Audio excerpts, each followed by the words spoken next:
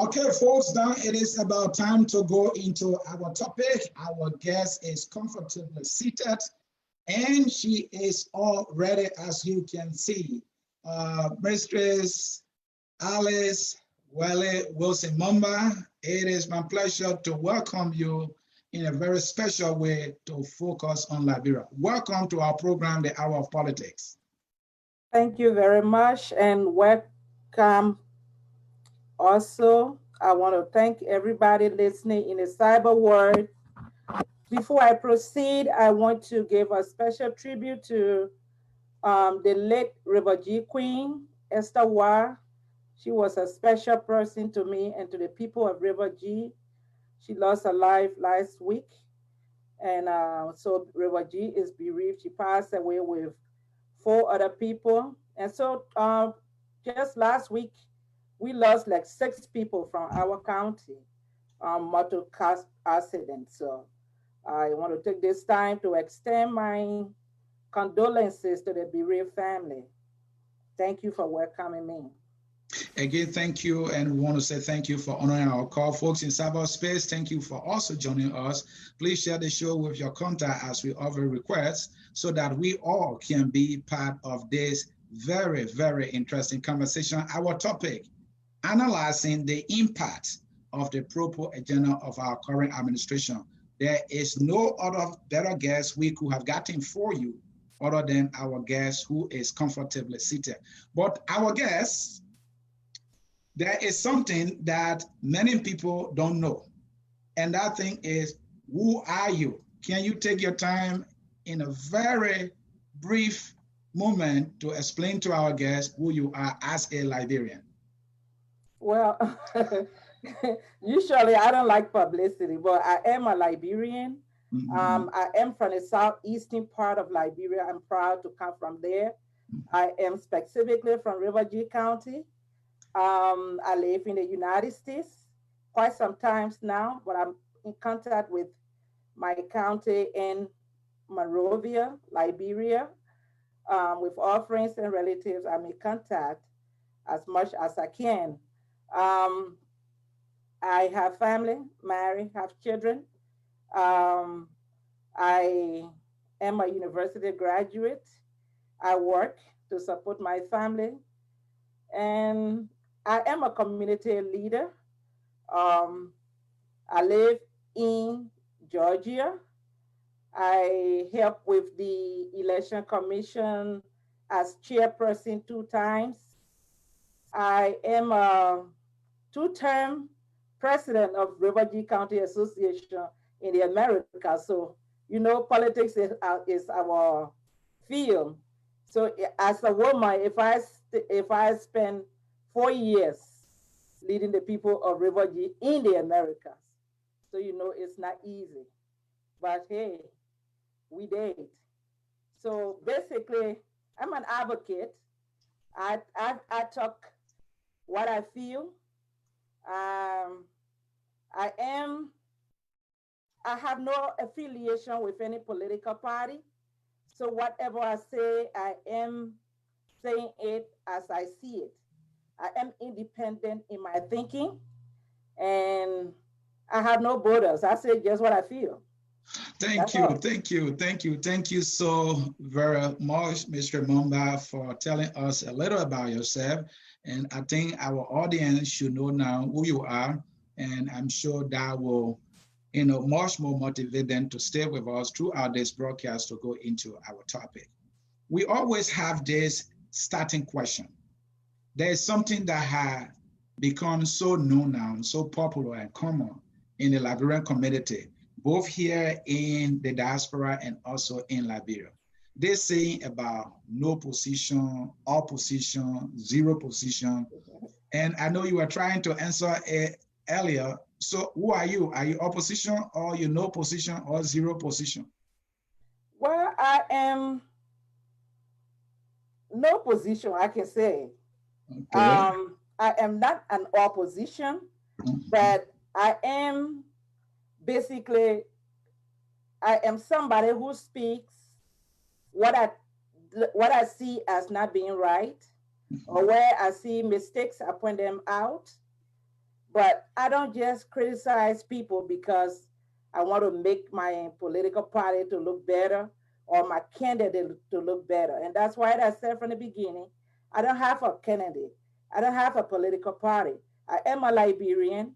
And if I were to vote today and they had different candidates, I'll vote for somebody who I think is the best candidate for Liberia.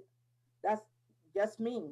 In the diaspora, if I'm voting for the best candidate, not because you are a member of my political party or you are somebody from my tribe or my family or whatever.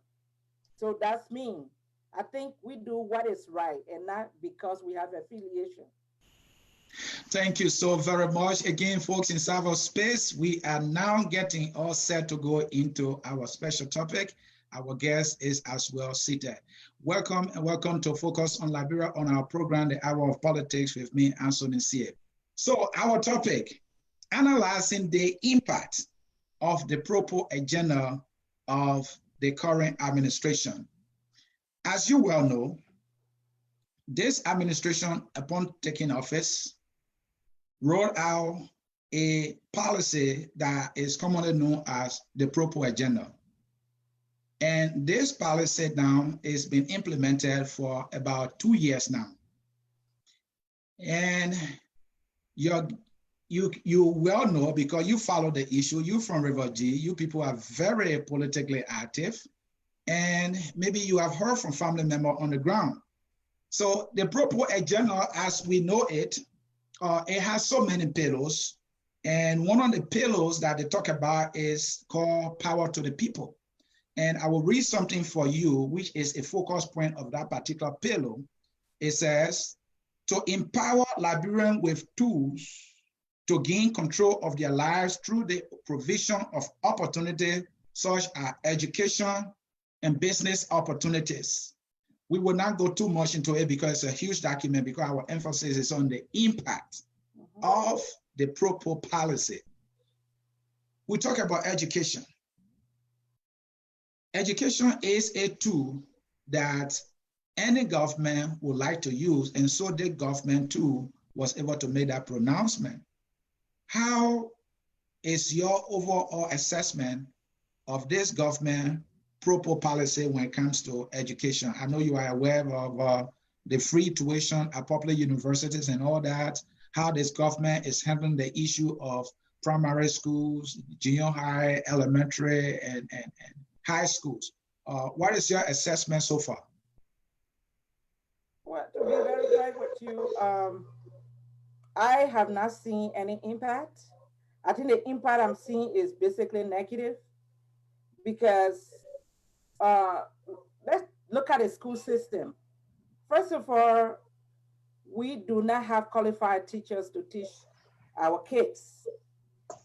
Secondly, we do not have the financial power to pay teachers to stay in the classroom. So what we see is a negative impact. Even if the administration announced free tuition, there's still not any benefit because the kids are not getting what they're supposed to get, even if the teachers are qualified and they do not get paid. How are they supposed to stay in the classroom to teach the children to get free education? It is not possible. So the basic things we need in order for those policies to work, they are not in place. And like I stated from the beginning, you need, first of all, to have the resources to keep the teachers in the classroom. You need to have the proper training for the teachers to be equipped to teach the students. And you also need to provide basic necessities for the parents in order to be able to send their kids to school. If you say free education, there's no food in the house. How are they supposed to learn? If they cannot afford to buy kerosene, if they cannot afford electricity, how are they supposed to study? So it's all coming together. That the schools and the instructor being provided sufficiently. Yeah. What are those tools that you're talking about? Okay, so the tools I'm talking about that the people are not getting basically are things that supposed to make the parents to send their kids to school.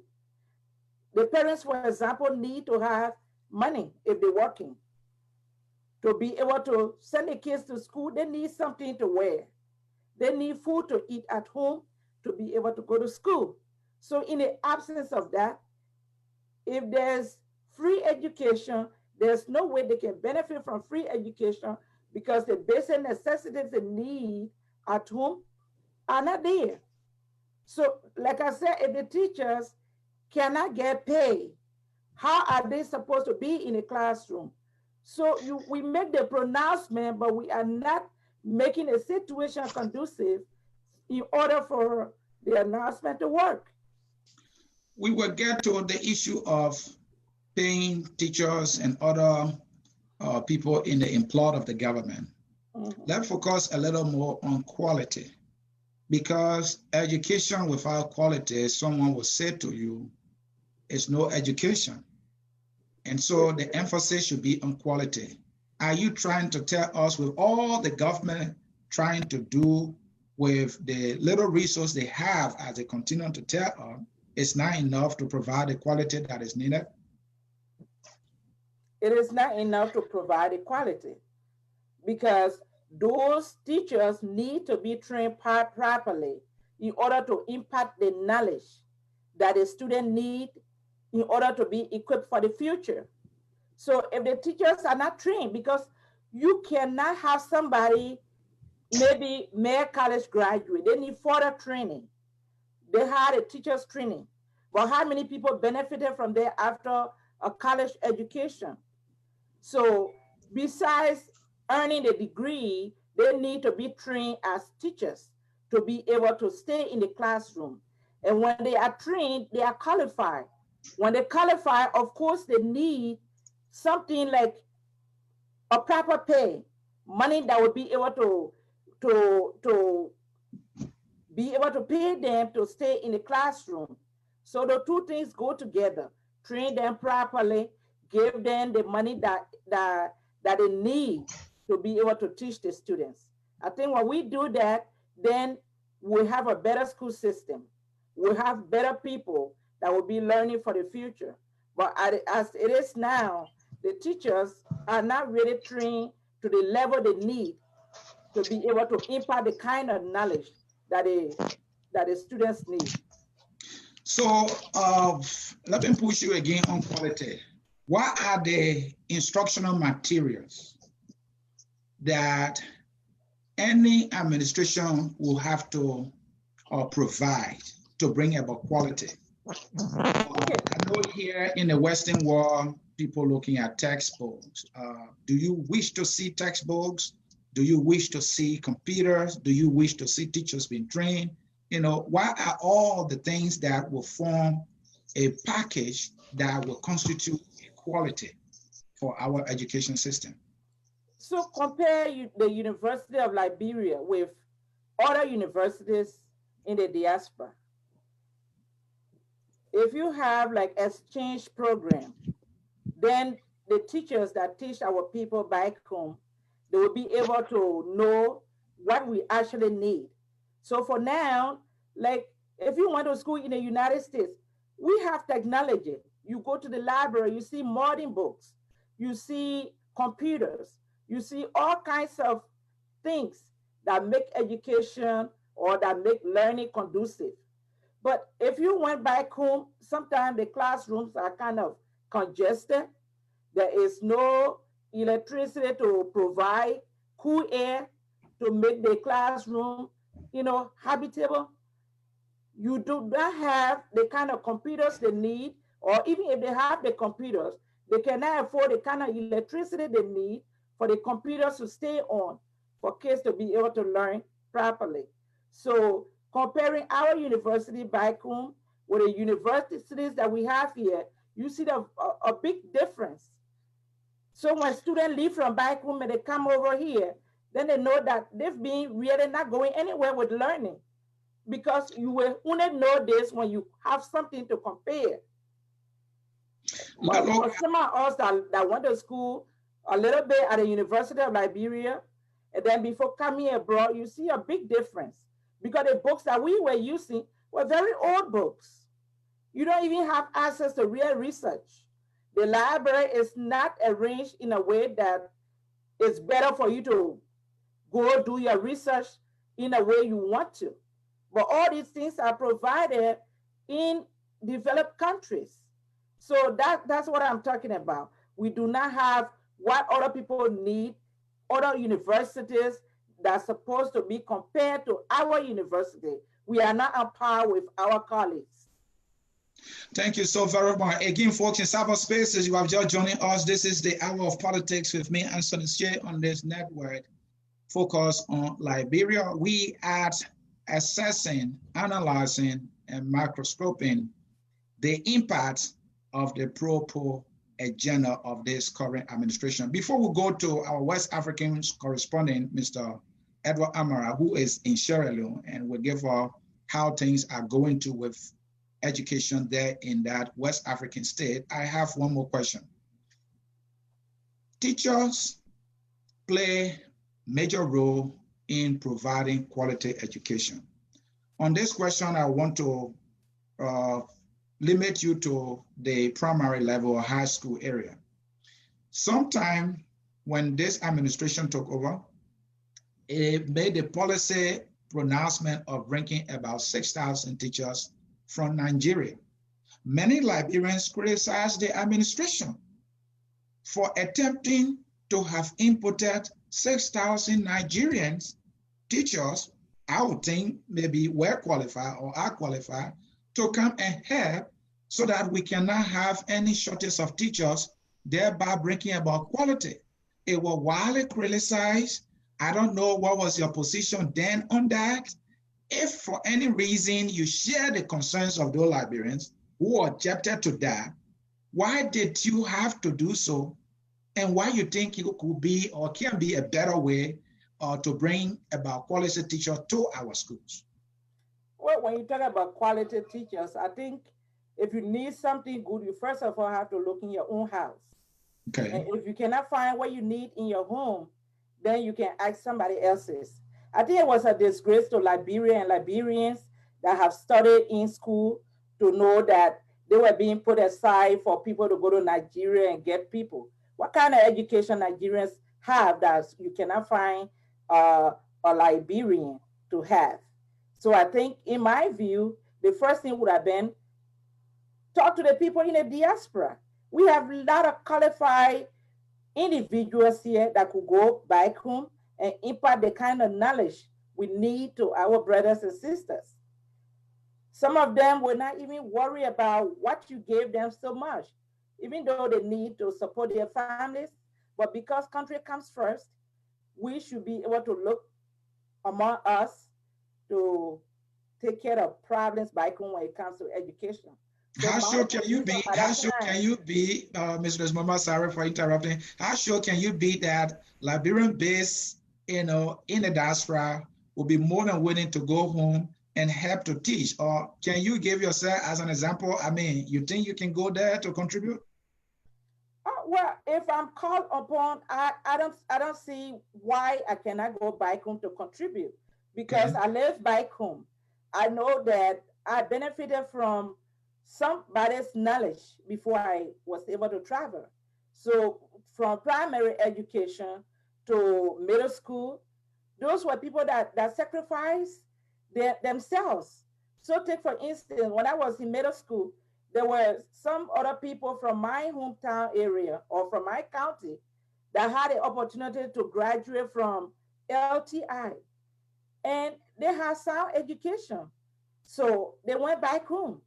And what they really taught us was really great, because without them, I don't know what the rest of us would have been. But they made a sacrifice and they went home, even though some of them, maybe because of that, they were not able to go to college. But because they made that sacrifice, we were able to benefit from what they learned. And the last time I read about another guy, he graduated from the University of Liberia probably when you were almost 60 years old. It's because when he was young, he sacrificed his time. He went to River G and started teaching in high school. And every time people graduated university, when they went back home, they demoted him from the principal position to a lower position. So after so many years, he decided to go back to school. And he finally graduated last year. So people always making sacrifices for other people to benefit. So if there is a need, of course, we can all make the sacrifice. So I think the call should have been made first to Liberians in the diaspora to be able to see how they would have responded if the conditions were rough enough on the ground. I'm sure they were going to be able to go to contribute their quota. Thank you so very much. And Alex, again, welcome to the Hour of Politics here on Focus on Liberia. Thank you very much, Asone. All right. Pleasure to be here. We are trying, we got the proper agenda, the impact of the proper agenda. That's why we're analyzing. And education is one of those areas, the proper agenda, they place serious emphasis. They said they will use education to train our people, to give them the tools that they need in order to be citizens who will be able to contribute to our country positively. And I was trying to talk to Mistress Mulbah earlier about the government pronouncement sometime back about 600 teachers that they announced that they were going to bring from Nigeria. Somebody like you I know would think that, wait a minute, really? What do you have to say to that? Well, again, thanks for inviting me tonight, and thanks to the guests as well. I think your show is great. I watch it. They're doing a fantastic job talking about politics. I moved from the economic and financial background, so when you decided to talk about this topic, I thought it wise to come and participate. So again, thanks for having me.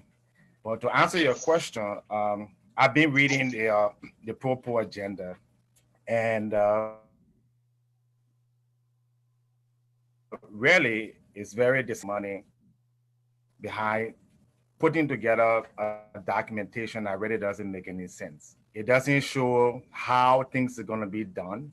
It's as if they just copy stuff from places, from other documents, and put it in a document. And I don't think people really read it, because one of the questions you're asking about education.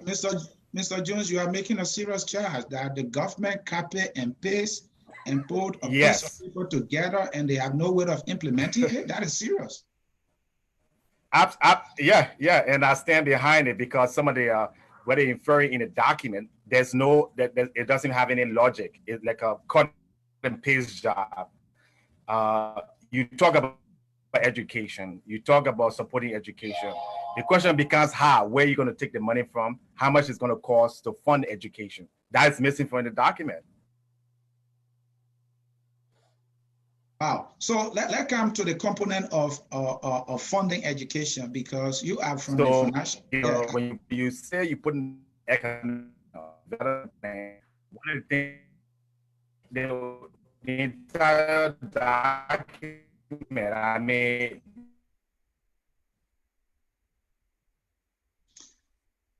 Mr. Alex Jones, you are having do is or has done. No economic policy in there. Mr. Jones, your audio is sticking. Your audio is sticking and we cannot hear you. Is it better now? Okay. All right, hold on. Yeah. All right. Yeah, you were talking about education earlier, and I was about to ask you this question: the financing aspect. Yeah, it's better. I was trying to tell you about the financing. Is it better aspect. Now? Yeah, it's better now. Okay, good. Mm-hmm. It's better now. So you were talking about, education, and I was about to ask you about the financing aspect, because you're from the financial background. Because if you put a plan together that needs to be implemented, all right, you must have the funding to do so. So tell us about what the government did not take into consideration in terms of funding the education program. Well, it made some allegation. It says that they were going to galvanize $6 billion. That's basically what's in the document. It says that the government of Liberia is going to, through a combination of private and domestic revenue generation through loans and so forth, that it was going to get $6 billion by 2023. If you're going to get $6 billion by 2023, and this is the second year, at least you should have at least have 500 million, your projection. So that of course doesn't make any sense, because the government. And you think they don't have that? If they did, then why are they going to the IMF? If they did, why are they not paying teachers? If they did, where is it? If they had even, let's say 10% of that amount, if they could raise 10% of that amount, then they should be able to at least sustain the budget. They should be able to cover payrolls. They should be able to, they wouldn't need to go to the IMF if they just had 10% yearly. If they had a quarter of that amount, the $6 billion, they would be doing well. But they made some promises, and that's what's dangerous about, politics. A lot of people bought into this naivety. People come and make statements, economic statements, and statements about what they're going to do, and people don't question it. They don't ask the real question, and not so much of the ordinary people, but our intelligentsia group. You have a lot of Liberians who claim to have economic knowledge, accounting knowledge, financial knowledge.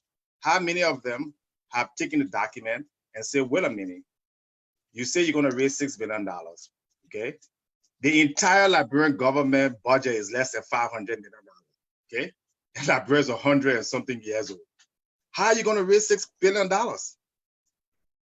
That's the first place I would see is as either just scandalous or just lies. It was just play on words and trying to make Liberian people. Another component today is Alex. Another component today is that they think was just like a political pronouncement.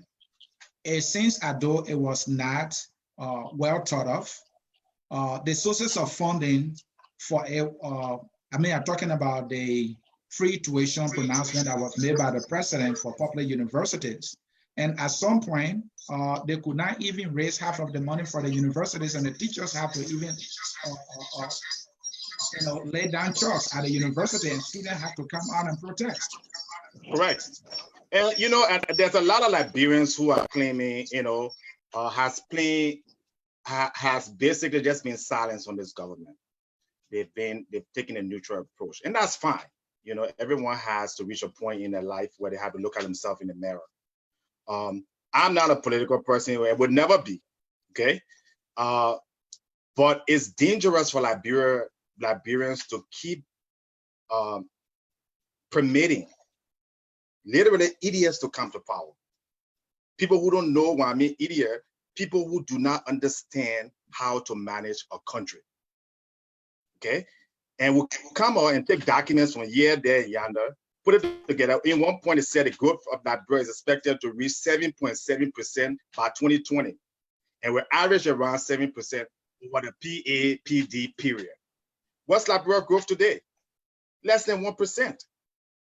So it's as if people just go and copy something. You're in the class, you didn't do your homework. Any real economist or anyone who has just a little bit of financial knowledge would know, number one, with the drawdown in Liberia, with the peacekeeping and the UNMIN and all of that, the global economic geopolitical condition, the fact that most of the concession contracts were already done, would not make that kind of I would say irresponsible projection.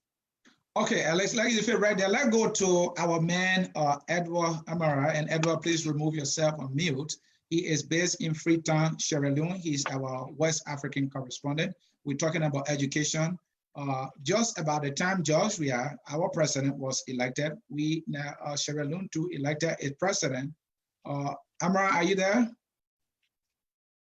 Oh, we lost him. I wanted him to give us what is ongoing there in Freetown, Sierra Leone in terms of education, because They are in the sub-region, and for us to get a sense of how things are there too. Again, folks, in cyberspace, if you have just joined us, this is the hour of politics on this network, focus on Liberia. We have with us Mr. Ellis Jones. Yes, I'm back. Mulbah, and we have with us Mr. Edward Amara, our West African correspondent. Edward, very briefly, you know we are talking about education right now. In Sierra Leone, is it different from what we are experiencing here in Liberia under Julius Maada Bio? Thank you very much. And good evening to Alex and our global guest. Yeah, I listened keenly to our analysis before Alex came in, and I can understand from the doer point of view. I think it's a fantastic analysis. Liberian education is a slight different from Sierra Leone, though because of the West African examination, Senior Certificate Examination Council, I think it is now also taking place in Liberia.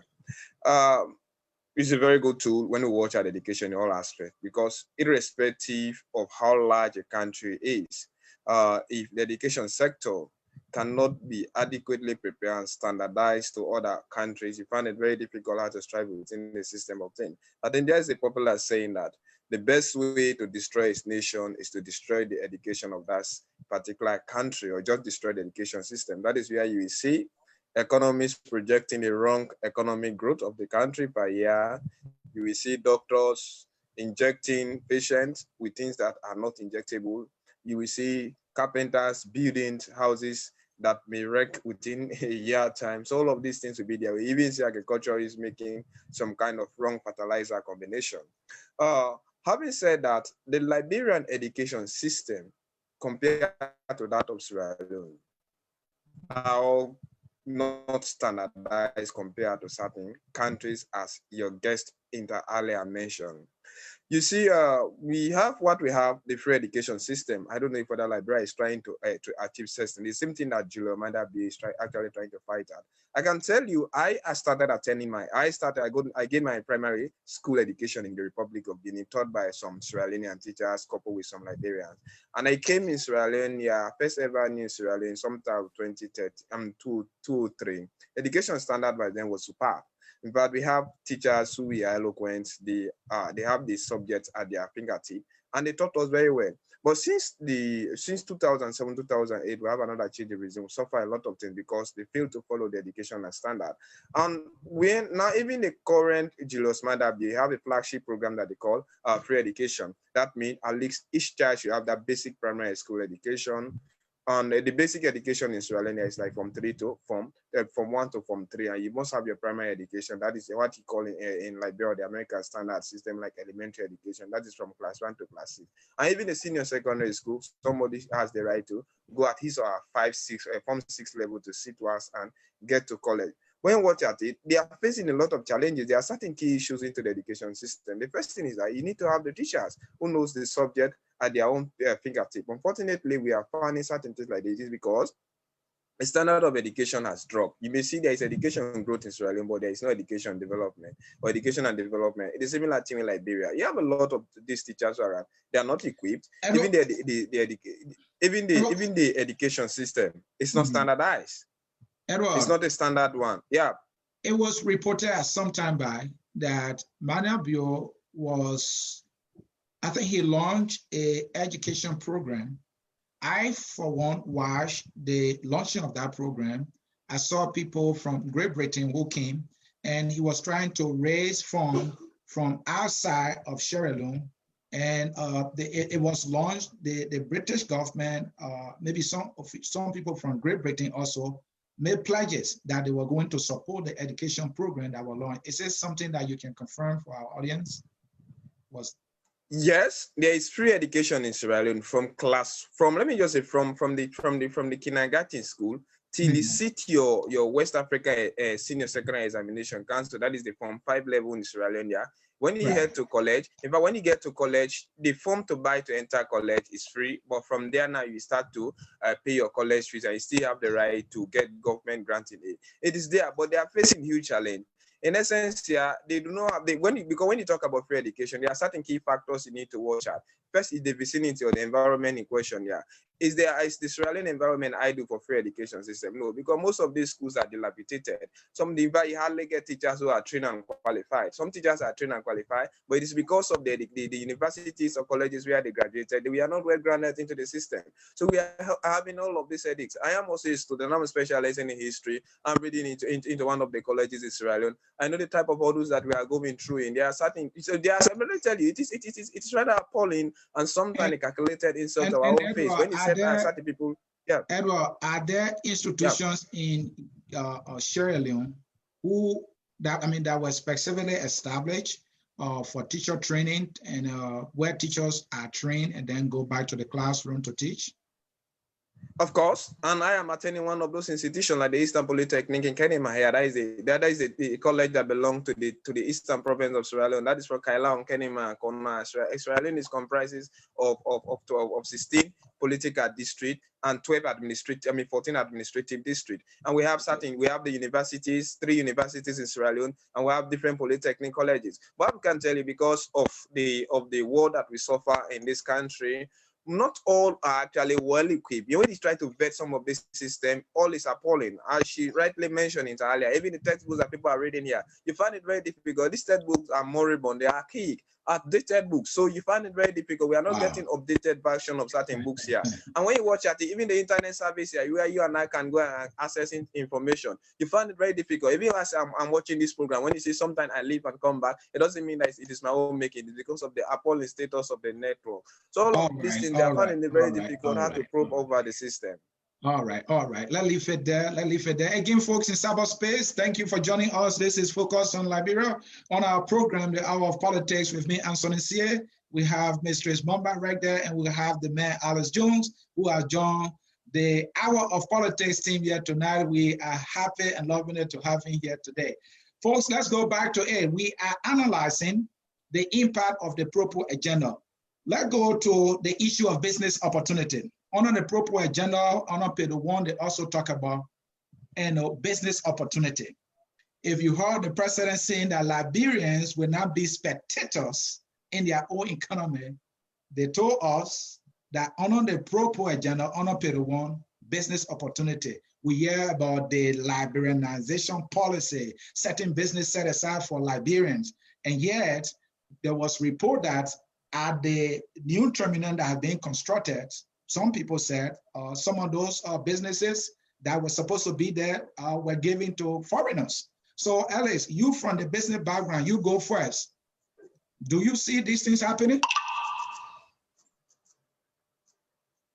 We can't hear you. You're on mute, Alex. You're on mute. I said, I don't know where to start from, okay? Because back home what it said, the billy goat is burned and you're asking for the beer. Okay. What I can say is this government is one of the most inept, inadequate, and dysfunctional government I've ever seen around the entire world. Whoa, okay? Whoa. You gotta tell us something. And where do I mean by that? Okay.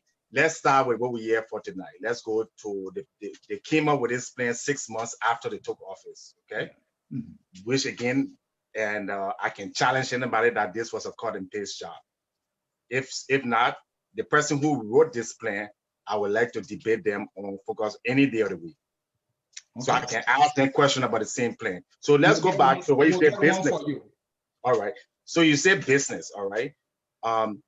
You cannot, every nation, there's a way in which you promote business activities or to promote nationalization. And that's through your banking sector. You provide loans and you provide accommodation to your people. What program have you seen or heard in this government over the last 2 years that actually is able to finance any Liberian business? We have Ahmed, who owns a hotel in Liberia. He was on this very program last month. And that was one of the questions that were posed. Yes, a man who went to Liberia, took his own money, built a fabulous facility. What's some of the problems he's running into? No financing. Okay, so when you hear that people talking about promoting business, it's just propaganda, and that's what this government is. That's all they do. They just talk, and there's nothing to back it. They don't have the policy, they don't have the instruments, they don't have the plan, and so I don't know where to even look to even analyze. It's one thing you Alex, have a document. let me give you somewhere to look. Okay. This came from the house's own mouth, meaning the government. Okay. There was a $3 million set aside for small businesses. Okay. For them, the government plan they were going to give them loan to empower these businesses so that they will be able to carry on business to get the private sector going. Okay. I want to believe you heard about that before. Yes. Where are the beneficiaries and where are the businesses?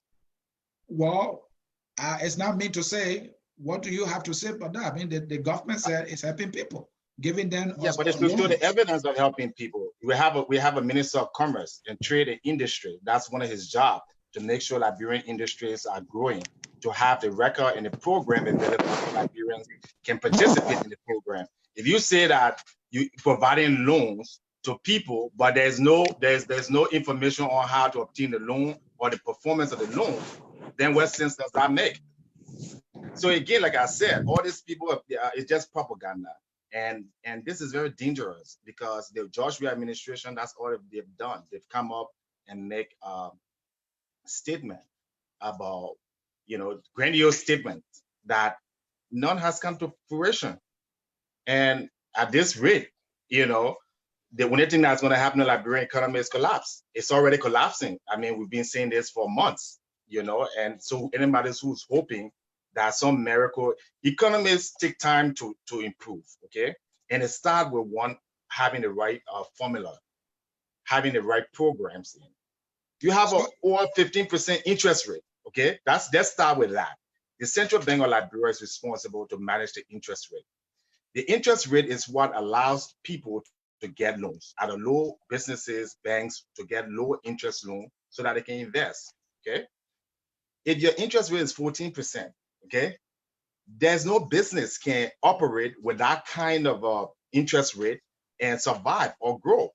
So what the bank should have done was, instead of even giving the 14 or whatever $3 million that they want to give out, use that to guarantee low interest loan. That would have been a simple method. Anybody in finance would have said, "What, our interest rate is too high." If we want to encourage Liberian businesses, let's encourage the bank to give these businesses low loans. You're talking about businesses that employ people. You're not talking about building markets. Not that that's bad, but it doesn't employ. Those are not industries. So Alex, you think that there might be a possibility of the whole money set aside by the government to give to individual businesses, Liberian businesses, so to speak, might land in the pockets of family members, as absolutely. This government is very corrupt. I'm not seeing it. This is a government that goes into foreign accounts, right? Foreign partners account and takes money out. The evidence are there. So if you're brave enough to go into an NGO account and take money from there, then where else there is to say? Like I said, this is all economic issues. Those are banking. You're not going to encourage any investor to go to Liberia when you know that the government has a propensity to steal money from NGOs account. So right, what bank or what business is going to do that? All right, Alex, let's come to you, Alex or Mrs. Mulbah. This very loan scheme that we're talking about, which is a $3 million salary that we heard about, reports coming from Front Page and other newspaper informing us that it's been managed by one Wolokoli, who is a minister, I believe, at the very Commerce Ministry. Now, Mistress or Ms. Wolokoli, I understand, is a member of CDC, and there is an auxiliary of CDC that she having to be an official of. And this auxiliary that she chair is being accused of using the very $3 million scheme or money set aside to fund the activity of that auxiliary. It was a whole big noise in the country. And she came on air, she tried to clarify. Have you heard anything about that? What is going on there? Yes, I heard something about that, but the government, really, if the government says something, you have to counter check. You have to check to make sure that it is true. information about the misappropriation of that money came out. She had all the explanation she could give. But one simple thing we're supposed to understand is if there is no money to pay anybody, if people are standing in line, they cannot cash the check. And do you think that money will be anywhere around there when we have all the problems? When even among themselves, they're not getting paid. And somebody will keep $3 million or $3 billion somewhere. That is not possible. So it's just the news, just to make people to think that there's something set aside. But actually, there's nothing set aside because there's no sign. Wow. Again, folks in cyberspace, if you are just joining us, this is the Hour of Politics with me, Anthony Cyr. On the net, we're focused on Liberia. We are analyzing the impact of the Propo agenda. Our first segment was on Pillar 1. We will now be moving on to Pillar 2, where I think you have to be part of this to get all we have to give you from our guests here. Pillar 2, my honorable guest, talk about the economy and jobs.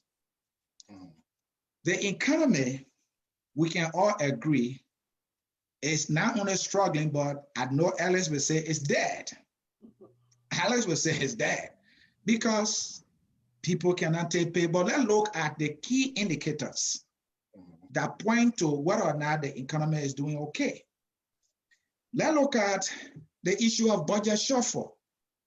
I would let you go first, Mr. Mulbah. Under this administration, that promised that they will be able to revive the Liberian economy and create around 10,000 jobs a month. We have the first and largest budget shortfall of $240 million. Well, is there any hope for our people? It is no surprise because the government is actually living above its means. So we use more money than we produce. And when you do that, you're always going to have budget shortfall because there are other things like you're making expenditure that is not budgeted. So the money you spending to buy things or to get like maybe building little roads that you don't have in the budget, buying zinc for people that you don't have in the budget, at the end of the day, the budget is going to be short. And when it is short bit by bit, it amounts to a whole lot of money that you cannot even give account of. So that's the problem we see in the country. The people are not following they're not following what they're supposed to follow to make the economy to be revived. Instead, they employ a lot of people that they don't have in the budget. They don't have the money, but then they got a lot of people. All the ministries are filled with people. Now, when you do that, where are you going to get money from to pay the people? So if the money is not budgeted from, and you take the money and use it, at the end of the day, you're going to be short of money. So the government needs to rethink whatever they do, especially when it comes to spending money, because those expenditures that are going through in the country are making our budget that's supposed to be, even Liberia is supposed to have a surplus budget if we have good management. But the economic system that is set up under this administration, I know a lot of people complain about the finance minister. He's not doing what he's supposed to do. He doesn't understand the basic management of the resources that he has at his disposal. So at the end of the day, the country is not going anywhere because there's no management. And so we're going to have a shortfall all the time. Alex, we have a finance minister that everyone pointing figure at. We were just talking about $240 million budget shortfall. Not only that, very recently we heard from the LRA that reported a revenue projection shortfall of 60 million between the month of July and November only. Then now talking about your growth rate that is nosedive, you're talking about inflation, You're talking a steep drop in importation, devaluation of the Liberian dollar, the astronomical exchange rate. If you were in the position of the president, will you fire the finance minister? I'll fire myself. Okay, because again, if you're appointing people who don't know what they're doing, and you don't have the ability to understand that what they're doing is not acceptable, then you shouldn't be there. Liberia has this mentality where if you don't have the skill or the knowledge or the experience, you want a position, but you want somebody else to do it. Okay, and so that's the first problem. So when I say to people that this is the worst government economically I have ever seen in my entire economic finance career, I'm not exaggerating. There are countries that are bad. Okay, Mozambique had terrible what you call inflation, but you know what? Zimbabwe had terrible inflation. But they did not have all the other issues that this government has in terms of the political issues. They have that. You're talking about foreign direct investment. They have that. China is still investing hugely into Zimbabwe, even during the instability of Robert Mugabe. Sierra Leone have some problems, and there's a lot of bad countries that are recovering. All right, but this one, every indicator is bad, and it's getting worse. So this is not a political statement when I tell people that Liberia is headed towards a total economic collapse within the next few months, 1 year at the max. All right. The ATM thing is not a joke, because the question is, every month you have this huge shortfalls. Okay, forget about the private sector like IRA and the Port Authority, because even if the government did not have revenue, these are revenue generating semi-autonomous agencies. So you're still supposed to be able to make a profit from FPRC or from the Port Authority or from IRA, because you don't have any liability. You're not paying. So if you're running, the government is running, let's use that as an example. You're running the airport, right? You didn't pay for the airport. The government built the airport for you for free. You're not paying even things like electricity. You're not paying any kind of taxes, and you still can't make a profit. Think about it. If that was a private airport, you have to pay, taxes, maybe 10 to 30%. You have to pay for the building, the lease. You still can't make a profit. Then what kind of management is that? And you go through all of the Liberian semi-autonomous agencies under this administration. And let's be fair here. I'm not saying here that Eddie Johnson-Sirleaf did a fantastic job.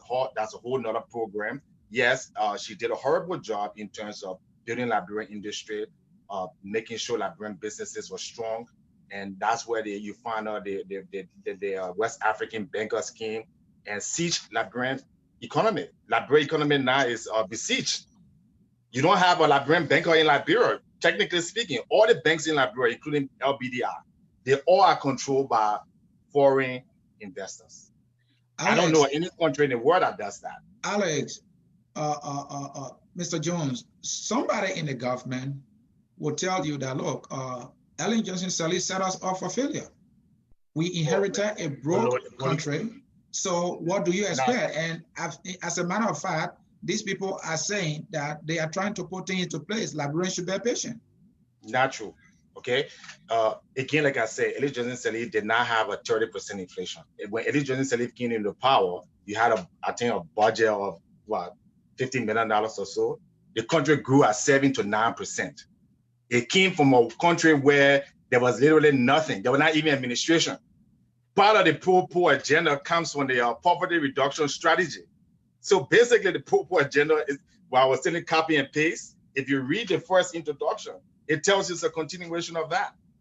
So the very people who criticizing that the previous administration, was so horrible, no, this government is incompetent. And I'm going to say here and now, unless this entire government leaves power, okay, resigns, go to jail, wherever. And you know what? This will probably be the first time in Liberian history where the government officials will go to jail for corruption and mismanagement. Because what they've done, they're not going to get away with this. They're not going to get away with this. All right, they will not get away with it, according to Mr. Alice Jones. The two of them again in Joshua, those people are going to go to jail in Liberia. Mark my word, keep this stick for corruption, embezzlement, mismanagement.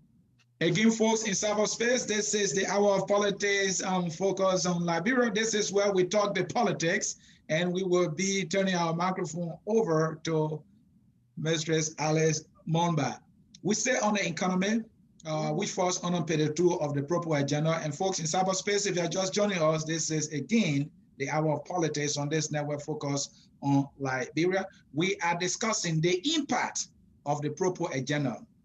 Mrs. Mulbah, sometime back, the government in its efforts to reduce the prices of basic commodities, having understood that people were crying about the prices of the commodities, released a laundry list of all that you can think about. And yet, the prices continue to go up. At least the government is trying, isn't it? No, it's not trying, because when the government is trying, you will see an impact. So you cannot bring down prices where you don't have anything coming. You're not exporting anything, okay? But then you think you can control prices. So take, for instance, if you're not producing something that will go out for you to get the money back, how are you going to bring prices down? So those things that the market women selling that are going up every day is because they don't have the backup. They don't have the USD basically to go out there and purchase things and bring them in the country. We don't have anything producing like we used to do, iron ore and many other commodities that we used to send out there to make more money to bring things in the country. So we don't have a backup. No matter how government make pronouncements, the prices are not going to come down because they cannot control prices. You have to be able to control prices when you infuse certain things in the economy. Like maybe you have the money to put in the hands of the people to be able to control prices. But if in the absence of that, you cannot control the prices. So government will only be wasting their time making pronouncements, because like when they try to say, okay, a cup of rice is $50, we're going to bring it down to 15. Why people will hide their rice? Does government have any kind of rice mill to bring prices down by putting their own rice on the market? It's not like before when we used to have a government making, people used to have agriculture. They invested in agriculture where the people made farms, and then they bring proceeds to the government. So government had their own way of making, rice.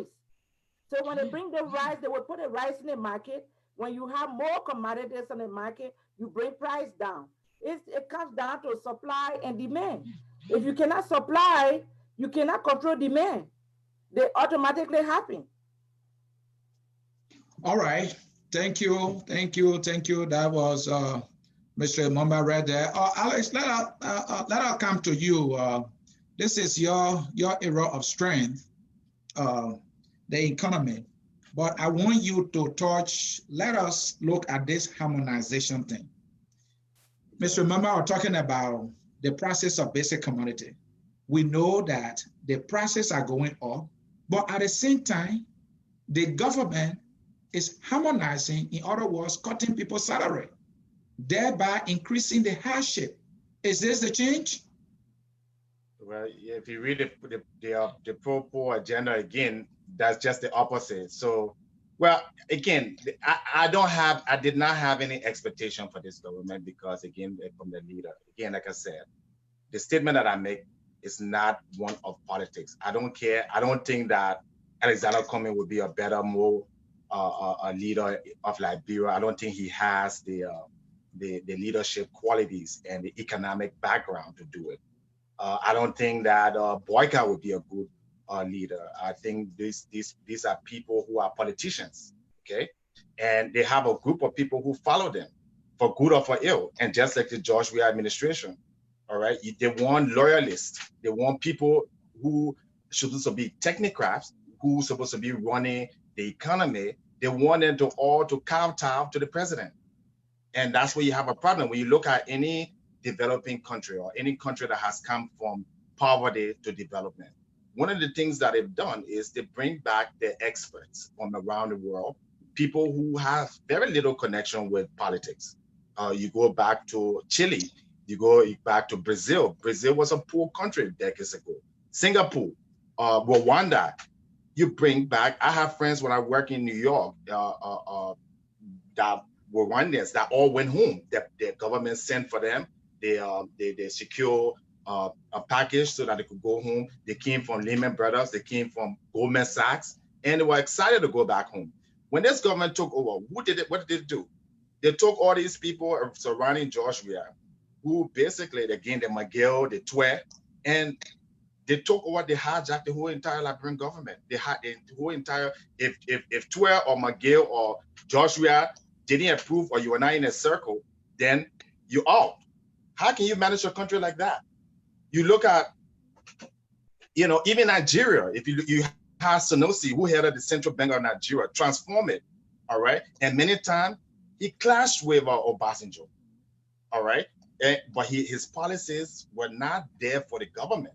In fact, he criticized the finance minister on many occasions. But in Liberia, basically, this government is just short to me of the Nazi. It's like if you criticize George Weah, then, even Jesus Christ people criticize. But if you say something negative about George Weah, then, the word, the scars will fall. And people are suffering. And my disappointment, why I'm on this show tonight, is because Liberians who call themselves patriots and who call themselves educated people and love their country, they sit down, and I can give names, the Nathaniel Barnes, even the commies, when they should be speaking passionate about these things. The country is going to hell, literally. People are starving. People can't get money. You send money to Liberia to your family member, they can't even receive it. And they're all quiet. Why?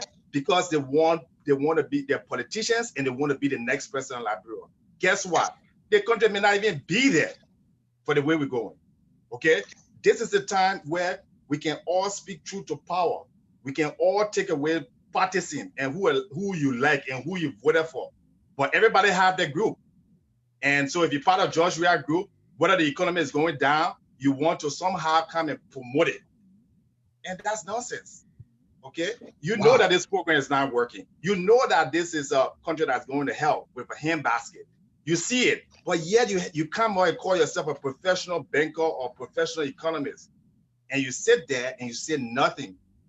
So that's why I'm saying that these people, Mr. Jones, for what Mr. Jones, earlier you said if you were the president, you fire Samuel Twe because he's doing a poor job. You even went for that. I said I would resign. No, I said if I were the president of Liberia with this number, I would resign. Yes. If I was heading a company, I would resign. Right, because things are not working. But absolutely. The way you see things, many people don't see it like that. In fact, on one of our shows here at Focus on Liberia, there was a viewer who commented that Samuel Twe is the best finance minister ever in the history of Liberia, all because on his watch, Liberia secured $213 million from IMF. And then that's the extent of the ignorance, and that's the extent, and Mr. Sonny, that's the extent of the ignorance, and that's why the other guests were talking about putting money into education. Because if you simply just go and Google IMF or SDR, you'll see that every country in Africa gets SDR. It's a special drawing rights that was withheld from this government for 2 years. Eddie Johnson still got hundreds of millions of dollars from the IMF.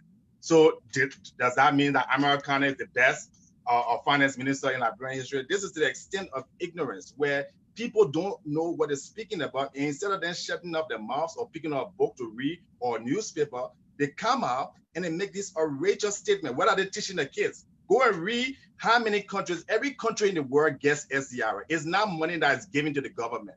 All right, that's special drawing rights that is being used to facilitate trade between nations. And so some of these people need to take basic economics for dummies, basically. Thank you, Mr. Jones. Thank you, Mr. Jones. Thank you, Mr. John. He's not mixing your works here. He's ready to talk politics. Only hour of politics on this network focus on Liberia. Let's go to our man in West Africa in Freetown, Sierra Leone, Mr. Edward Amara. He followed these things so much. Mr. Amara, let me bring you on the issue of salary.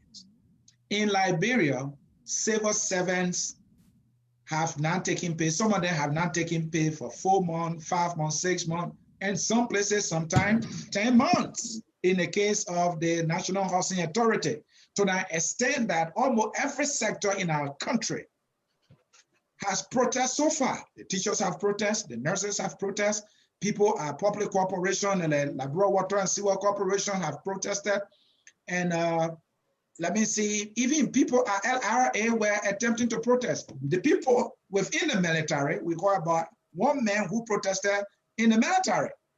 Is that the same thing happening in Sierra Leone? Thank you very much. I think it's a mere opposite. The BO-led government took over in some part of March 2018.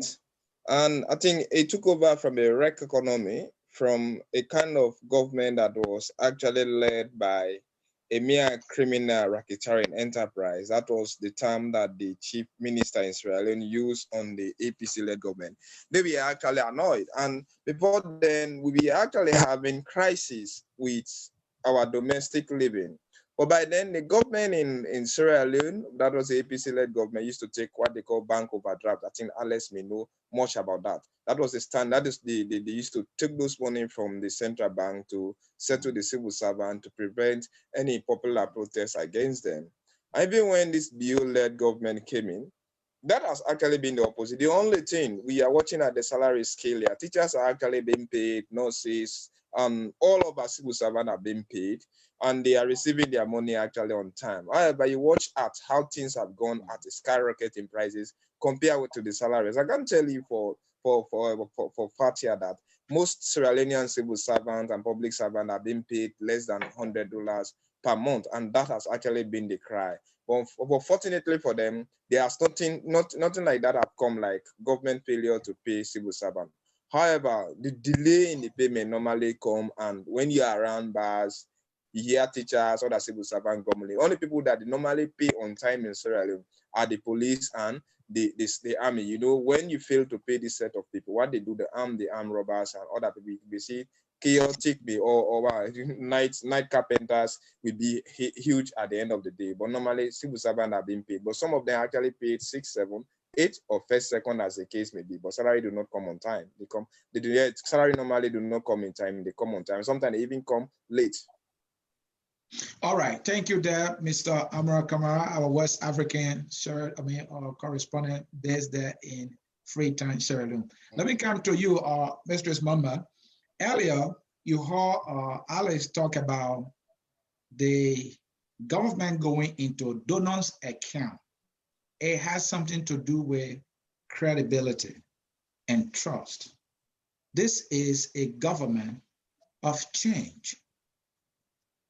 We heard Mr. Tua telling us that for them to have gone into the donor's account without permission, authorization, or informing them in any way was something he termed as boring initiative. That guy's a crewman, so he used big words. And then we heard from another man called Eugene Nambe, Len Eugene Nambe, who is the Minister of Information on this very subject.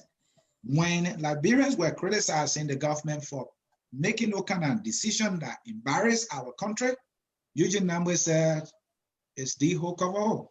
They did it on a manner. Actually, it was Samuel Tuat that said it, if I can record.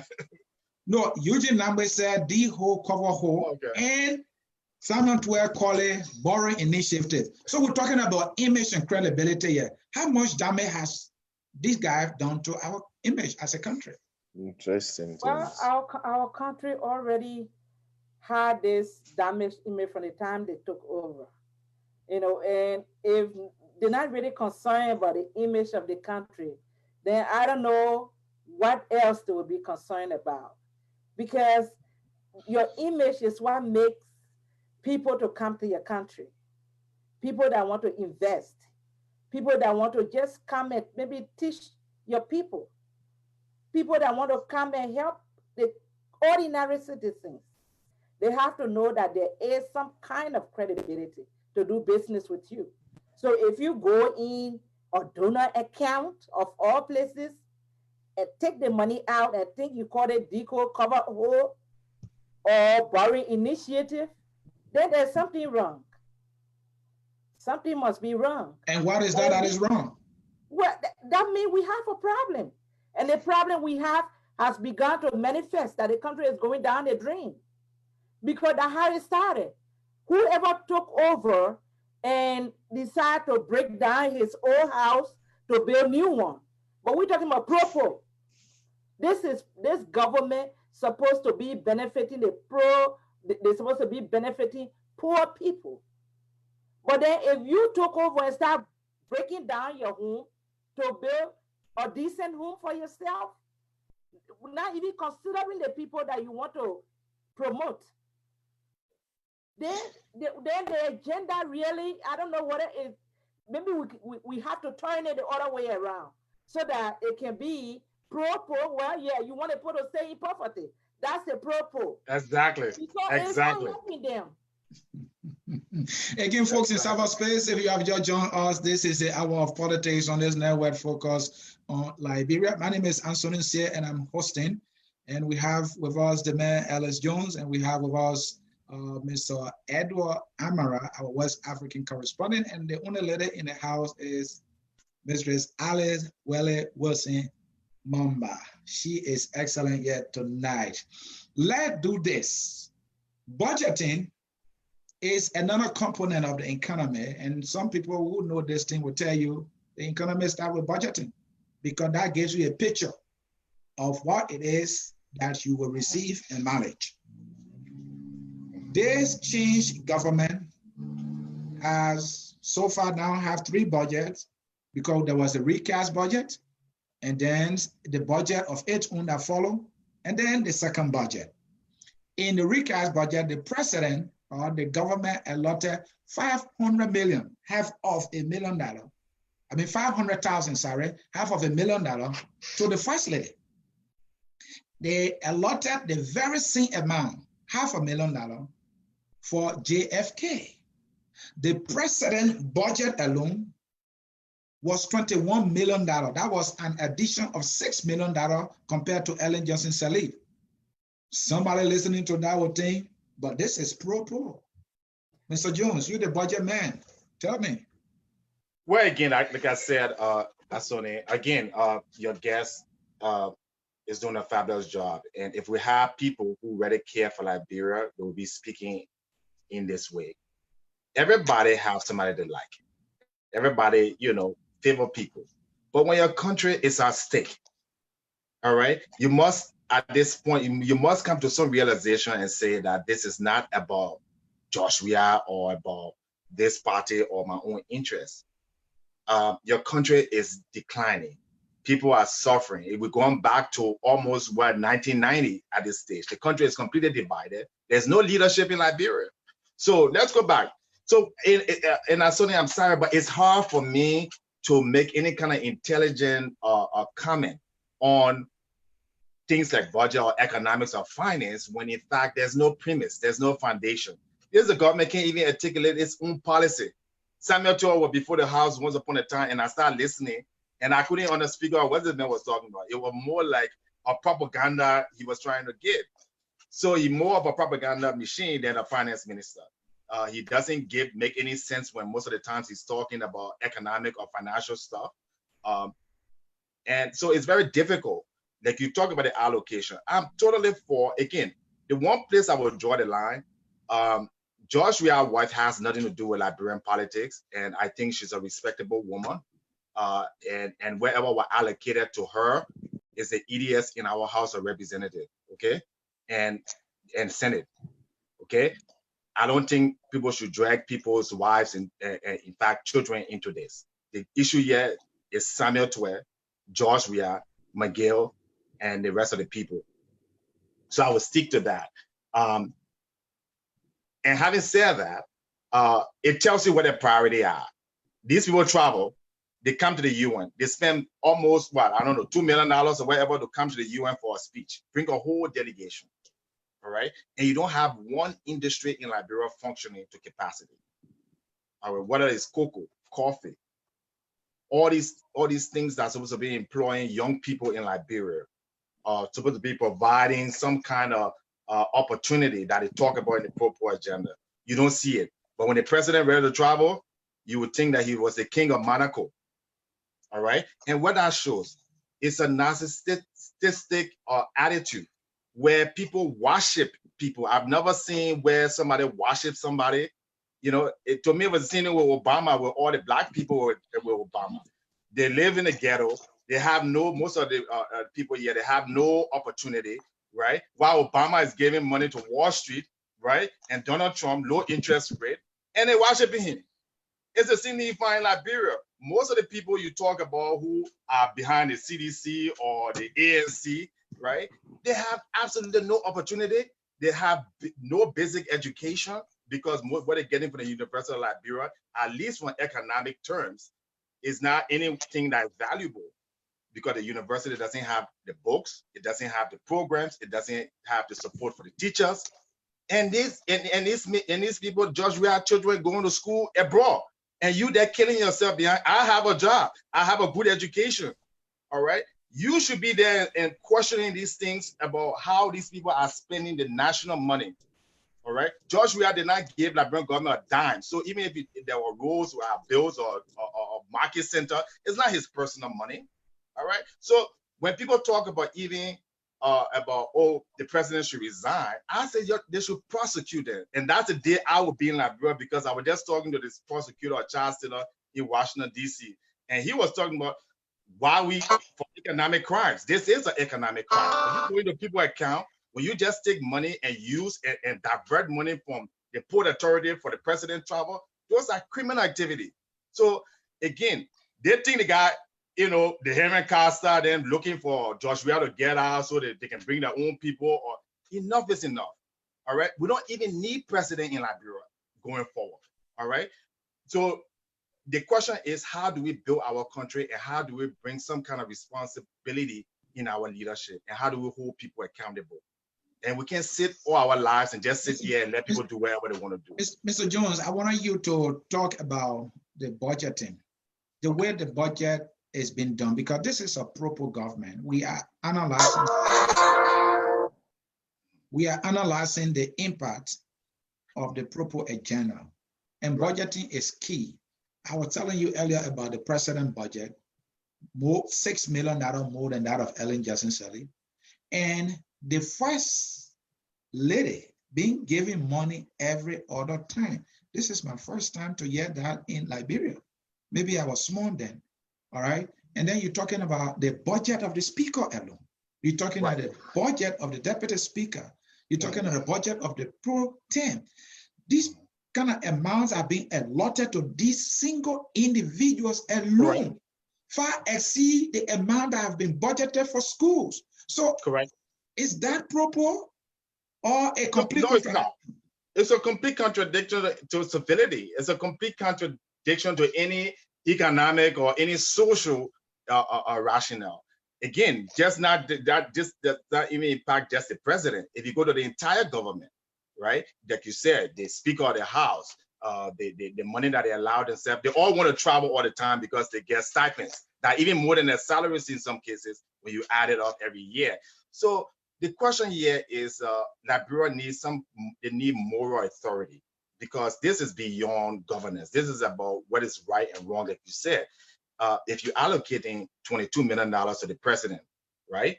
And allocating $500,000 or $1 million to JFK, right? It tells you that you don't have any moral sanctity, the sanctity of life, where people going to have birth.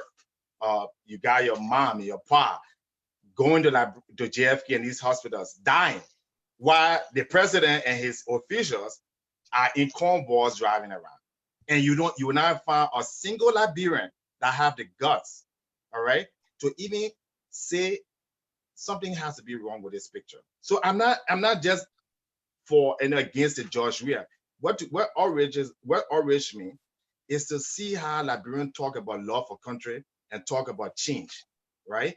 And not a single one of them, all the political parties today, I've never heard any of them, from the comments to the boycott, have any outrage about this. Or they're preparing for elections because they don't, and this came from Ellington and Dothan. So at some point, like I said, we need to start prosecuting people for mismanagement. Thank you. Because it's the government that did that allocation in the budget and the House of Representatives that approved it. People need to be held accountable. And some of them need to be held accountable. The man, Alex Jones, there talking politics. Ms. Mulbah, before I come to you, let us read some comments from our viewers. Again, folks in cyberspace, thank you for joining us. This is the Hour of Politics on Focus on Liberia. Folks who are viewing us in cyberspace, again, we apologize that our phone lines are down today. Tomorrow we'll be having another show. The phone lines will be up and running. So we will please ask you to write your comments and we will read your comment. And so, Mr. Mulbah, before we get to you, let's read a few comments here and have our viewers participate. We have William King. Why are you blaming Mr. 12 for policies? Agatha Shelley, this show is only about 4 people talking with no reading our comments. That's why we are reading your comment now. Agatha, thank you for saying that. We appreciate that.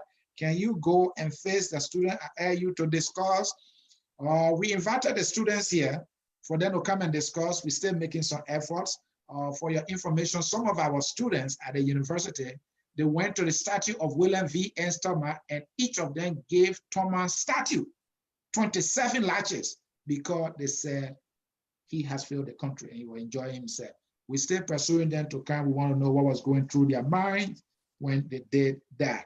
We have Zina. Zina, I am with you on that, bro.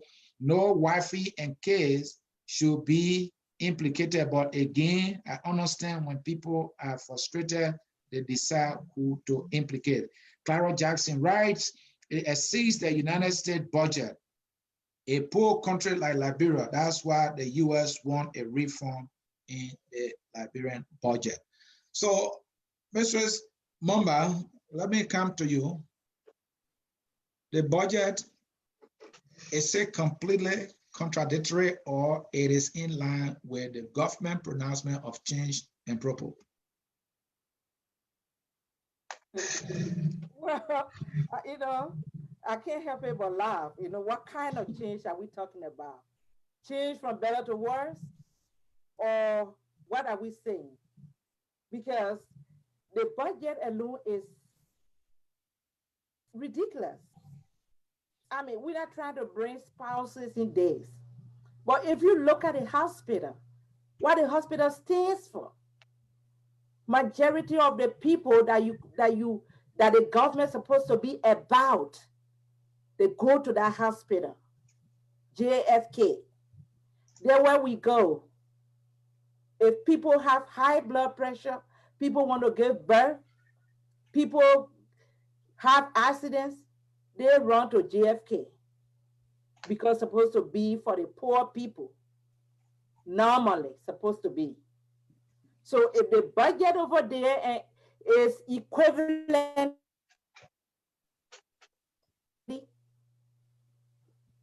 well, we're not trying to drag her in it, but you know, we have to say something because it hurts.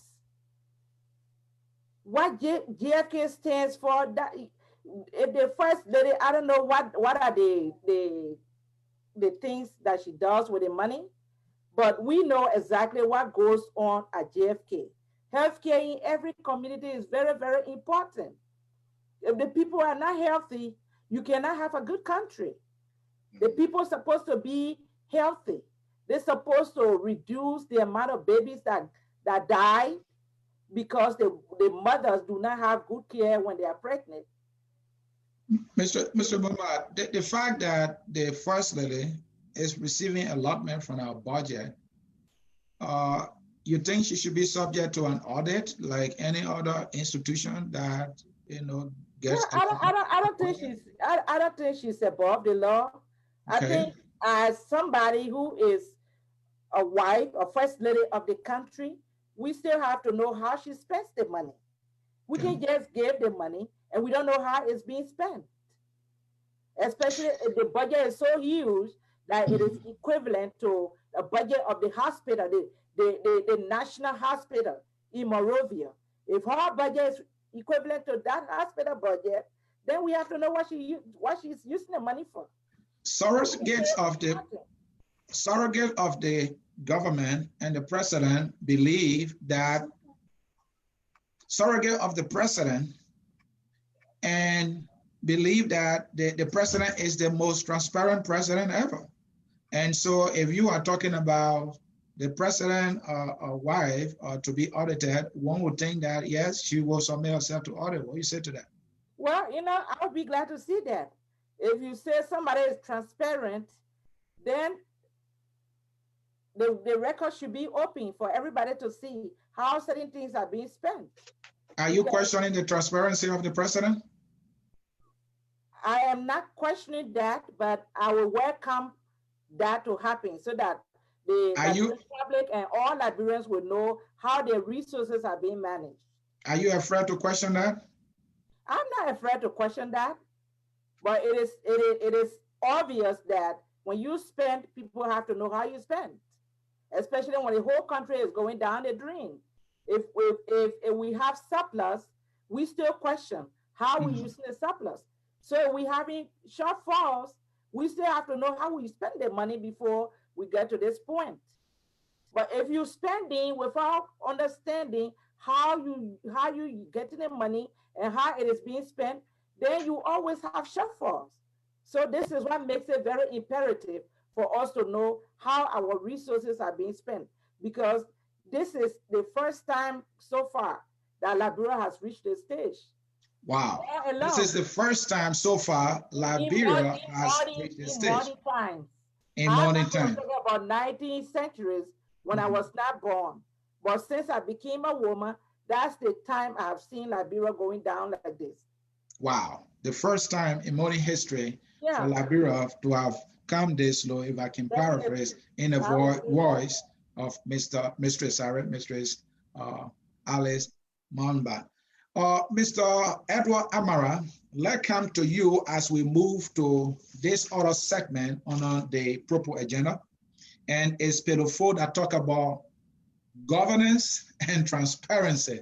I know Mr. Jones gonna tell me, Anthony, don't waste my time here. Please, you understand. Mr. Amara, Sierra Leone president made big news. The Anti-Corruption Commission there, I read the report. I have the report in my possession. At the time the report came out, that Anti-Corruption Commission in Sierra Leone, under the leadership of Manabio, was able to retrieve 2 billion leon. Correct me if I'm wrong, because I'm not sure of the number. Maybe a 5 or 2 billion leon from previous government official who squandered that amount of money.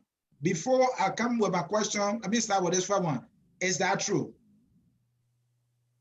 Thank you very much. I think the number, the amount of money that they mentioned there is infinitesimal, totally too, compared to the one that the ACC or the Anti-Corruption Commission to recover from the stolen fund. It was around 18 billion leones, and some people were actually mentioning it to be 20 billion leones. But the one the president mentioned on his state media was around 80 billion leones. Having said that, you see Africa, that Sierra Leone is no exception, have been infected with cankerworm that is destroying it. We have seen this on numerous occasions. One government taken from another one, they still continue the same project. I am happy. I think a lot of young, vibrant Sierra Leoneans are also happy, though we may not be having physical cash from this government in question. But as long as they are willing to investigate former state officers who are in power, how they managed to, or how did they use government keep an anomaly causing trouble, wolves, or political turmoil in West Australia, Liberia, Guinea, and some part of Africa is as a result of bad governance. And this government has came into power. They are trying to straighten up certain things. So they actually made a name, and the Anti-Corruption Commission headed by Ben Kefala is working independently, and the president has instructed him that even sitting ministers or current serving ministers are not above the law. If anybody is found wanting, let them be investigators. Like I'm telling you, they are thoroughly working, and they're working independent judges, because the judges are not Sierra Leone limited. Most of them we are taken from Nigeria. Even the one that is heading the Bankoli investigation is a Nigerian who is heading that particular thing. We'll have Sierra Leonean who is Ben Kefala supervising the thing. So it's very fantastic. They are working. They have managed to recover money, and there is that body language. There's a body language now speaking into most of the institutions in Sierra Leone. Each time you want to do something, telling they say, don't forget Ben Kefala is around. So some of these things. And we have seen a lot of people, some ministers lost their job because certain submission of the anti-corruption. Some teachers we are caught on the hike of helping school pupils to pass their exams. So all of these foolish stops are going around, but most people have been apprehended. They have been sent behind bars. Some people reach out of cost settlement, they pay this money, participating around, because it was so interesting, funny, and thick houses being built in certain aspect of Freetown and in other parts of the district by past government officers whose salary cannot be accounted for when it comes to the comparing and contrasting the value of the money that they have the same effect. And this house is actually went on claim, and the Anti-Corruption Commission are taking those houses and turning it into state property. Thank you. So it is working.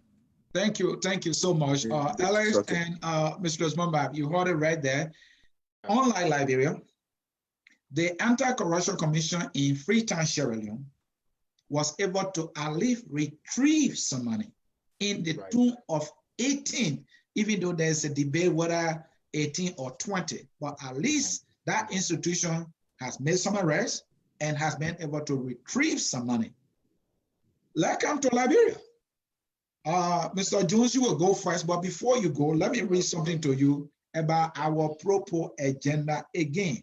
Okay. The proper agenda, on page 4, which talk about governance and transparency, they have two key priorities. Priority number 1 is said to make Liberia a more capable state. I like that word, capable.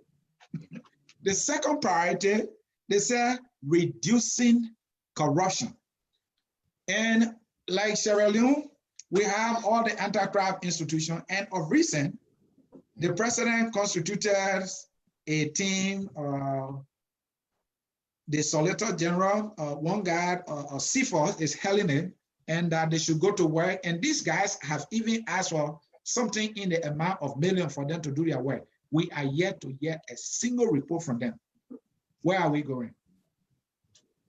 Well, thank you for reading that. I just want to read a very short passage here from the speech that Mulbah gave at the Independence, because I addressed these things. And she says here, they come into power with the our time attitude. Winners take all. The ruling position has a severe sense of entitlement, believing they have a right to a certain position and lifestyle. They have no room for criticism, and everyone who holds views contrary to the agreed upon view is seen as an enemy. The ruling position expects blind loyalty, which turns the story of the empire with no close into reality. Leaders are fed a diet of unnecessary praises and lies by the member of the ruling position, all for one purpose: jobs. Jobs that they are in most cases not qualified for. Political appointment within the ruling party have absolutely nothing to do with qualification, but rather a person's ability to sing the political anthem of the day, pressure in one case or in another. The ruling. So basically, you got the picture here. I got it. And that's just what I was trying to say. And thank God we got people like Ms. Mulbah and people like Nema Bowie, the people like Anthony Saye, who spoke and resigned her position as finance minister because she disagreed with some of the policy. So when Liberians talk about everybody corrupt, and if you put somebody there to be the same, that's not true. Okay? There are many of us here Like I said, if I ever come to Liberian people and say, elect me for something, please do not elect me, all right? But whenever there's a prosecution going on to charge people for economic crimes and prosecute them, that's the job I want. Because that's what Liberia needs. We need people who will hold these people accountable. If you go to France, Sarkozy, who was the president of France, he went to jail. Berlusconi, George Weah's friend from Italy, prime minister, he went to jail. So unless we come to with terms of ourselves and say, if you break the law, if you go into people's account, you can't call it what you call a financing. Your bank can't just go into your account and take money from there. That's theft. Yeah. That's a crime. Those kinds of things, we should prosecute public officials for doing it. We start doing that, Liberia will be as straight as an arrow. We will be a developed country. But we sit here and we let these people, it's okay. The past and present government. There was a report that came up with a mop-up exercise that blatantly accused people of criminal activity. How many of them are in jail? How many of them? So Liberians are not serious people, okay? Honestly, and I'm talking about the churches, those quote-unquote pastors that they're singing praises to corruption, immorality, all right? And we should be ashamed of ourselves. I will draw the line between people's wife and the children, but George Weah is a criminal. His administration is no different from the Nazi, where if you don't praise him, then you have to worry. But I'm not going to praise because I love my country too much. That's just exactly how the Nazi came to power. They took people with blind loyalty. And if you were the Herman, all right, and Gobble, and those people did whatever possible. There was a woman who was raped in Liberia, they are a Taylor woman. No matter how you disagree with her, all right, you can't talk about women's right and some of the women yourself in CDC or whatever and see another woman being raped. That same woman was part of the CDC. The president, no one has been brought to charges. The president didn't even talk about it. That's we should look at ourselves as a country and have some kind of empathy for people who are victimized. All right. This position thing, like I said, I'm one of those who advocating Liberia will not have president again, maybe for another 100 years. Let's have a committee of non-paid people with no executive power like Switzerland. Because their president thing has gotten people drunk. That's our problem, this power thing. Everybody wants to be boss man, and the country there, they can produce nothing. And they want this loyalty. Oh, I'm with Cummings. Oh, I'm with Buck. Like I said, unless we dissolve this political activity in Liberia, Rwanda did similar thing where they cancel the tribal line, everybody are one, and they have one national vision, which is to build a country. Unless Liberians start thinking like that, and I'm not part of this group and I'm part of this group, we'll never go anywhere. And that's why I'm going to be coming from the Economic Forum to every forum. I'm going to be writing.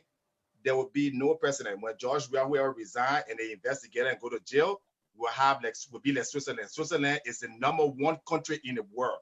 It has the best government. It has the highest living standard. They do not have a president. Okay? Why can't we copy that? Because the people saw when you put power, when you concentrate power into people's hands, all right, they can cause disaster to people.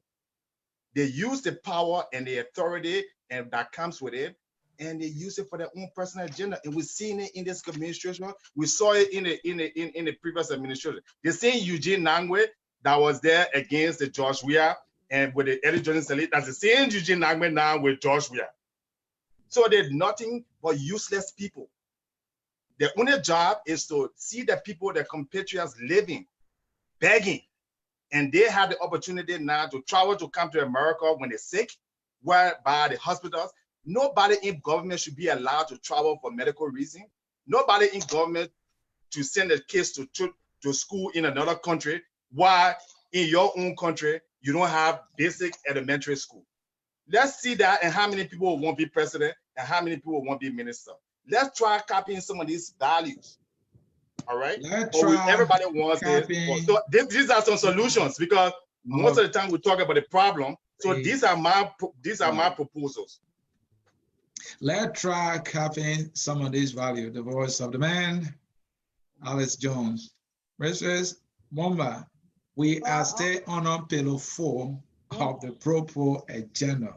It impacts on our people. We are also talking about transparency. Let me give you one gist. Our president, when he came to power, he had an opportunity to speak on the issue of transparency. He said that in Liberia, we are all related. So it'll be difficult to go after people. That was Mr. Weah. At some point, Mr. Weah was pressed.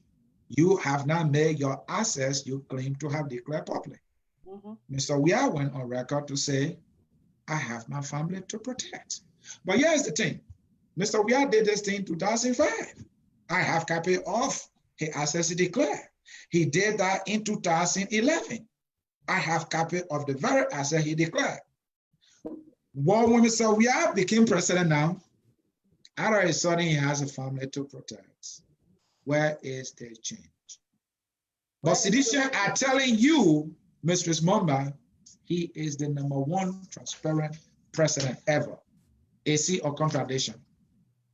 Well, clearly, I think what Liberia needs is to start teaching patriotism from elementary school. Okay. And then when we grow up, there will be some change. Because the change that Liberia needs, it has not happened, and it is nowhere in sight. We have to be patriotic citizens. We have to love our country first. What is going on in the country is self-love. People want to satisfy themselves and they don't care about the country or the rest of the people.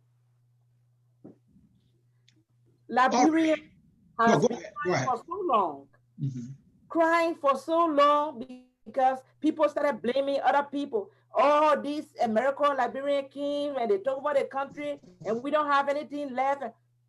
Where are we today? It's human nature. They are there and you don't want to have anything to do with the rest of the people. So the common people continue to suffer. The problem in Liberia is like have and have nones. And those who have, when they have the opportunity, they look down on the rest of the people. So there is nothing transparent about this administration. Because when you are transparent, you're supposed to start from the beginning. You have to show what you have before you take over, so that tomorrow when you are leaving, we will know what you got or what you're carrying that you did not bring. But in this case, nobody can tell what people came with. And so if there's anything wrong, you don't know. Some people say, well, the president is using his own money to build X, Y, Z. But then the question is, why didn't he do all these things when he spent 12 years in a House of Senate? Why he didn't do all these things when he was playing international football? Why he had to take over with no declaration of asset, and all of a sudden everything is going ABC, everything is just being done right away. And not only him, but those that are close to him. And yet you say you got pro-poor agenda. Who are the poor people? Are those people that took over the poor people that this agenda supposed to benefit? What happened to people? You cannot even ride a car to go up. Mr. Mulbah, the chairman of CDC, Mr. Mulbah Molu, yes, he came to the defense of the president at some point that the president could not have built all this property now during Ellen Johnson Sirleaf administration, because according to him, there was no security. Even though we had army in the country, but Mr. Mulbah Molu said it was not the right time for Mr. Weah to build those property. So now that Weah is in power, we have security. That's why he's doing it. What do you say to that? Well, the question goes to him. Are we more secure than we were 12 years ago when we had on mill? He needs to answer the question. Otherwise, there will be no panic now, because during on mill, May demonstration was not making anybody panic. But right now, people are panicking because of protests. So if we were more secure now, nobody would be panicking. So, but people see what is wrong and they're trying to downplay it. But they see Molu came up and said they have failed the Liberian people miserably. They failed the country because the kind of hope that people had the kind of happiness that Liberian people experience during the voting time, that they want to give all their vote to CDC because they trusted the party. But now see what's going on in the country. Our people are suffering. The situation is worse than what it were 12 years ago or 20 years ago. It's worse. Even during Charles at that time, the US dollar was not declining. I mean, like the Liberian dollar, the rate was not so high. People could use Liberian dollar have value. But at this time, you can't see anything. When a real government in power now, you cannot see any change in the country. But these are people that we're supposed to believe in. 78% of our people voted them from different counties. The entire Liberia, almost except one county, but almost gave them 100%. So what are the benefit of the people? What are they benefiting? What is the benefit of the people on this proper government, Mr. Mulbah? Again, folks in cyberspace, you have just joined us. This is Focus on Liberia on our program, The Hour of Politics, with me, Anthony Sear. I have the man Ellis Jones in the house. Mistress Mulbah is also in the house.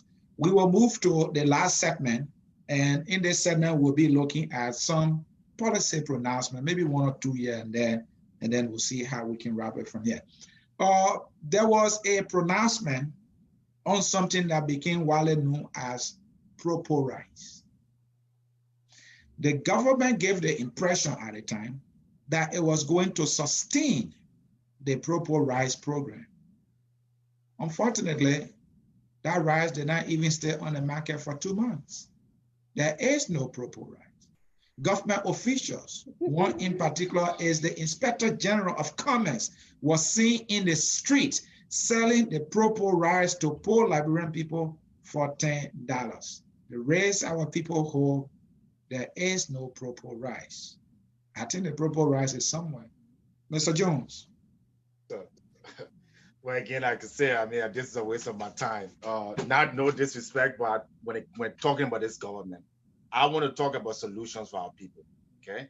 And that's why I've always put my attention. That's why I've always spent time researching, reading, looking at other countries, looking at other models, going back to history. When I tell you, what you find in Liberia is similar to the Hitler regime, the Nazi party. The CDC is no different. They will do things not for the country, but they do things to show popularity. Like you see the building markets. That's how it started. Hitler won elections democratically, became chancellor, right? And then what happened? He turned. Same thing you saw, George Weah won election, brought in his closed circuit of people, the Twer, the whoever, who has been with the party, no opposition. And look at these people. Have they ever made one objective comments, any of them, that really represent the views of Liberia? Or every statement that they make, everything that they do, it has to be George Weah. Like a demagogue. We don't need that in Liberia. Our country, we are better people. We should be setting examples for the rest of Africa. And we sit in Liberia and the people laugh at us. Ghana, you talk about SDR receive. Ghana receiving like $6 billion in SDR. All right. So all these things about proper rising, market, and it's all to aggrandize George Weah, because he's a person with very low self-esteem that needs people to be around him and praise him because he hasn't accomplished anything since soccer. And the thing about it, people should know the area. People should know what you're good at and what you're not good at. That's where intelligence comes in, okay?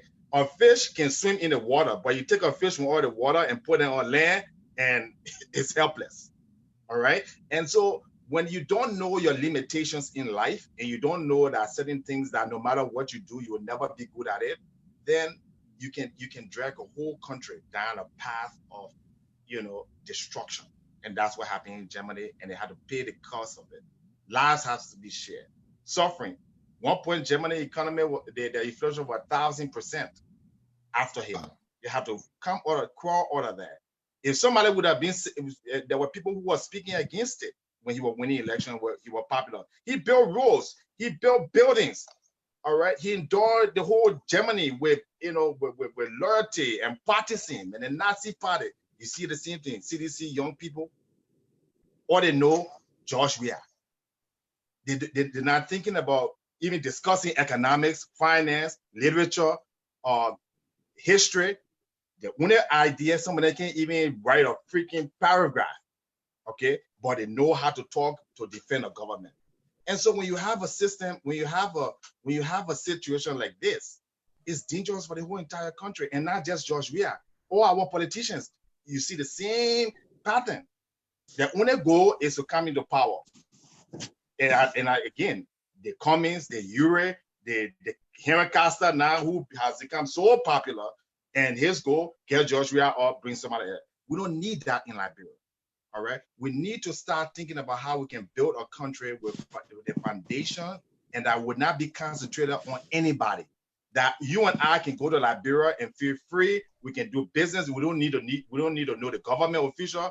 I don't need to go to Liberia and be picked up from the airport in a special security car. I want to be in a line like everybody else, just like when I go to Washington, D.C. And some people enjoy those privileges. And, I don't need it. Okay. I want to go to work and put in my 8 hours and come home and get my honest living. There are people who want to be in power to get positions, so they're not talking because what? They won't be the next finance minister. They won't be the next information minister. So they're like, but guess what? That's not going to happen as long as I live. Because whether you come in or whoever, nobody is going to take the future of Liberia anymore.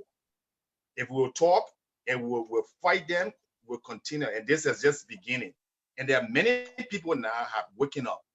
I hear young people, old people. Mr. June, how are you going to fight them? You're going to use knives and bullets? Wherever means necessary. But I think the media and the pen is stronger, all right, than any weapon. And thank God some of us can write, we can read, and we'll use the media and we'll inform. The way you fight ignorance is through education. The people who are listening today will have a different view. All right. Some are into self-denial to think that George Weah cares about you or your future. And over time, you will get to realize that no, the only person he cares about is himself. And thank you, Mr. Jones. So thank you, Mr. Jones. Thank you, Mr. Jones. Yeah, thank you, Mr. Jones. And he said, whatever means, meaning by using ideas, using the power of the pen to educate our people, and that's the best way to fight back. Let's come to you, Mr. Edward Amara. Julius Malema bill is close to Liberia. And I like the way we're doing our show. We're getting, some understanding, some perspective from a number of countries. Our president, George Malema, when he came to power, he removed zinc shacks in a community called Gibraltar. When he was coming up as a young man, that is the community in which he lived. So he went in that community and he changed the roof on the houses or zinc shacks in that community. The community there is in a swamp. So whether or not the roof is okay, when the rain comes, the place gets flooded and the people sit in the water. But Mr. Weah decided to help them and he only changed the roof. And again, where did he get the money from? We were made to understand by his surrogates that he had used it on money. A few weeks later, the document leaked from the finance ministry that the president had taken 1 million of the country money to carry on that project. That was not even in the budget.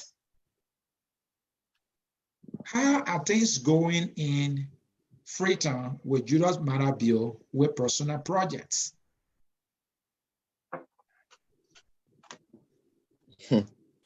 Thank you very much. I think that is a very interesting scenario that you have just explained.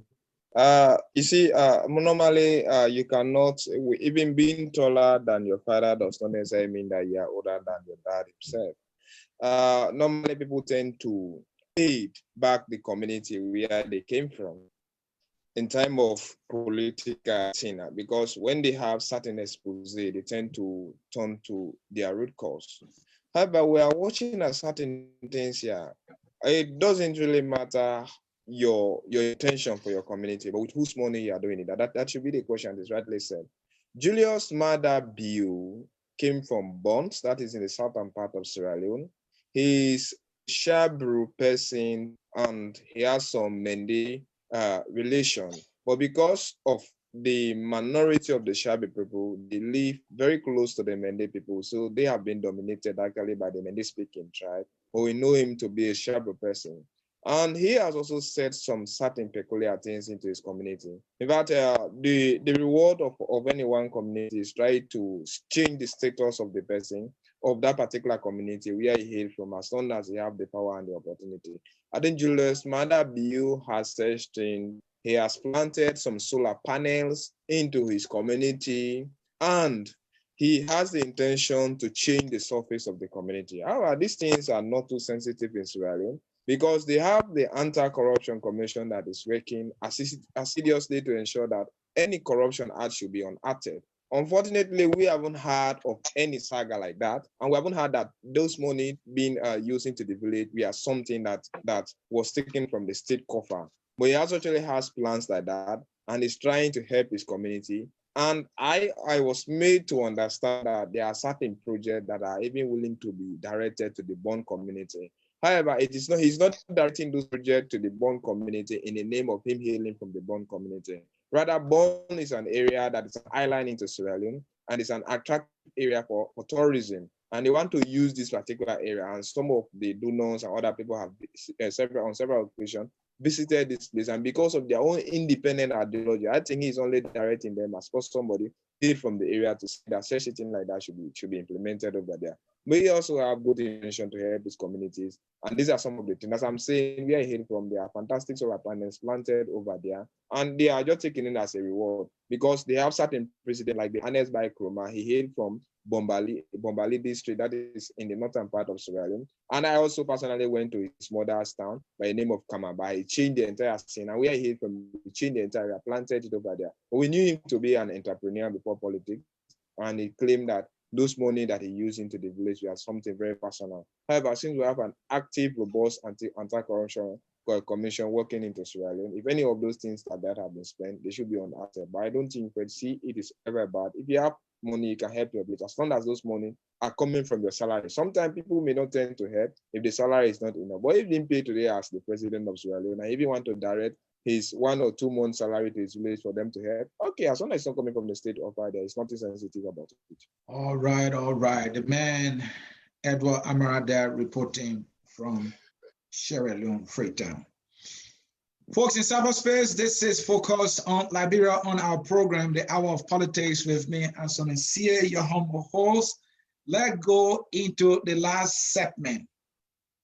Our president this time is on the spotlight. He acquired a private jet and make us to believe that private jet was given to him by a friend.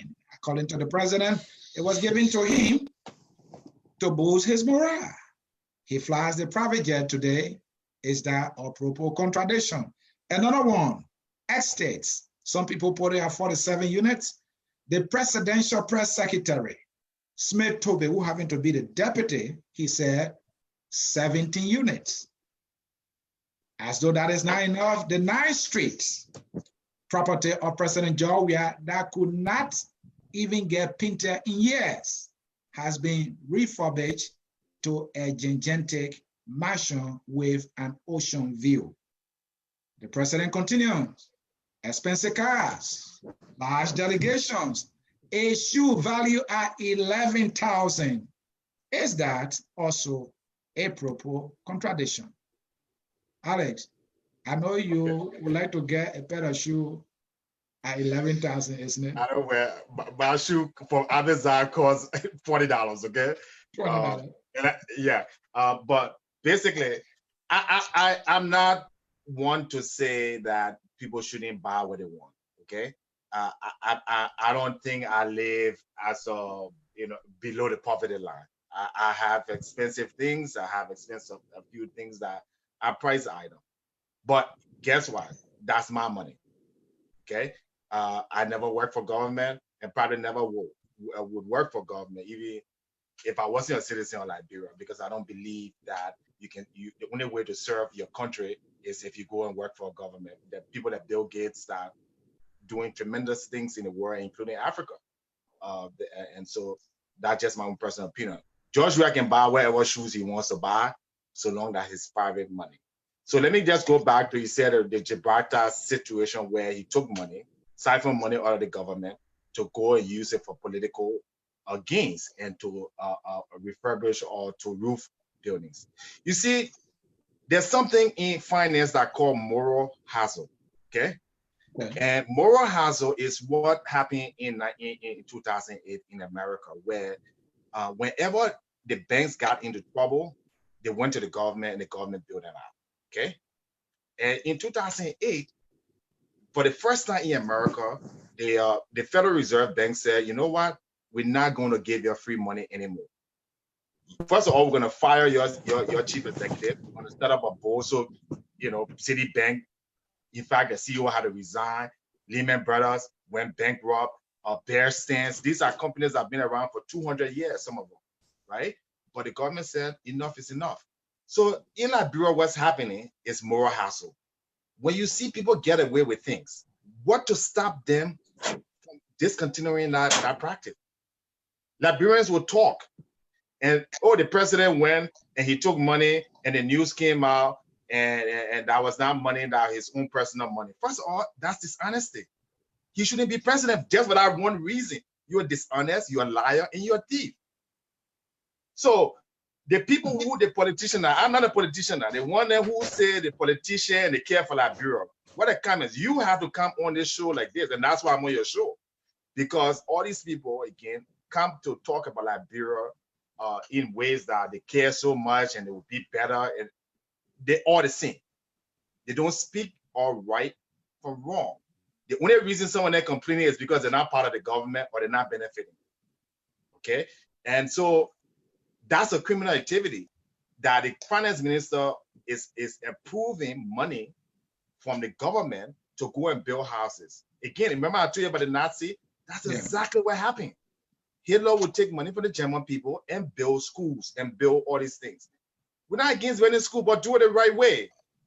President shouldn't be taking money to build roads personally where he thinks that road should be, wherever his support are. So the whole system in Liberia is rotten. Okay, we need to think about how we can, fix this thing rather than supporting. I'm totally, again, for the purpose of, like I said, we have to start from somewhere. I say a good place to start is now. Let's start with the George Weah, the cemetery. Let's investigate them. Let's have an independent investigator, forensic accounting, that will come to Liberia, look at all the documentation, and if they broke the law, let them pay the consequences, let them go to jail. All right? The next person who will come there, they will have whether you finance minister or deputy finance minister, trust me, you will think twice before you take a penny. But if we sit here and just talk about all the time, that's how good the next election. People shouldn't even be talking about election. Talk about how to reform this country for the betterment of Liberia. And that's what some of us are interested in. We're not interested in just moving one president for another president. We want total change and total reform. Thank you, Mr. Jones. Thank you, Mr. Jones. Then, Mr. Mulbah, let me come to you. Let's look at a little legal aspect of this behavior of our president, so to speak. On the issue of the check, we are reminded of our code of ethics. In the code of ethics, it said that any official of government is not allowed to take a gift value more than 200 Liberian dollars. The president accepted a gift from a friend, as though that were not enough. The president, if you heard about something called Ibomaf, it is the friend of the president who owns that company called Ibomaf.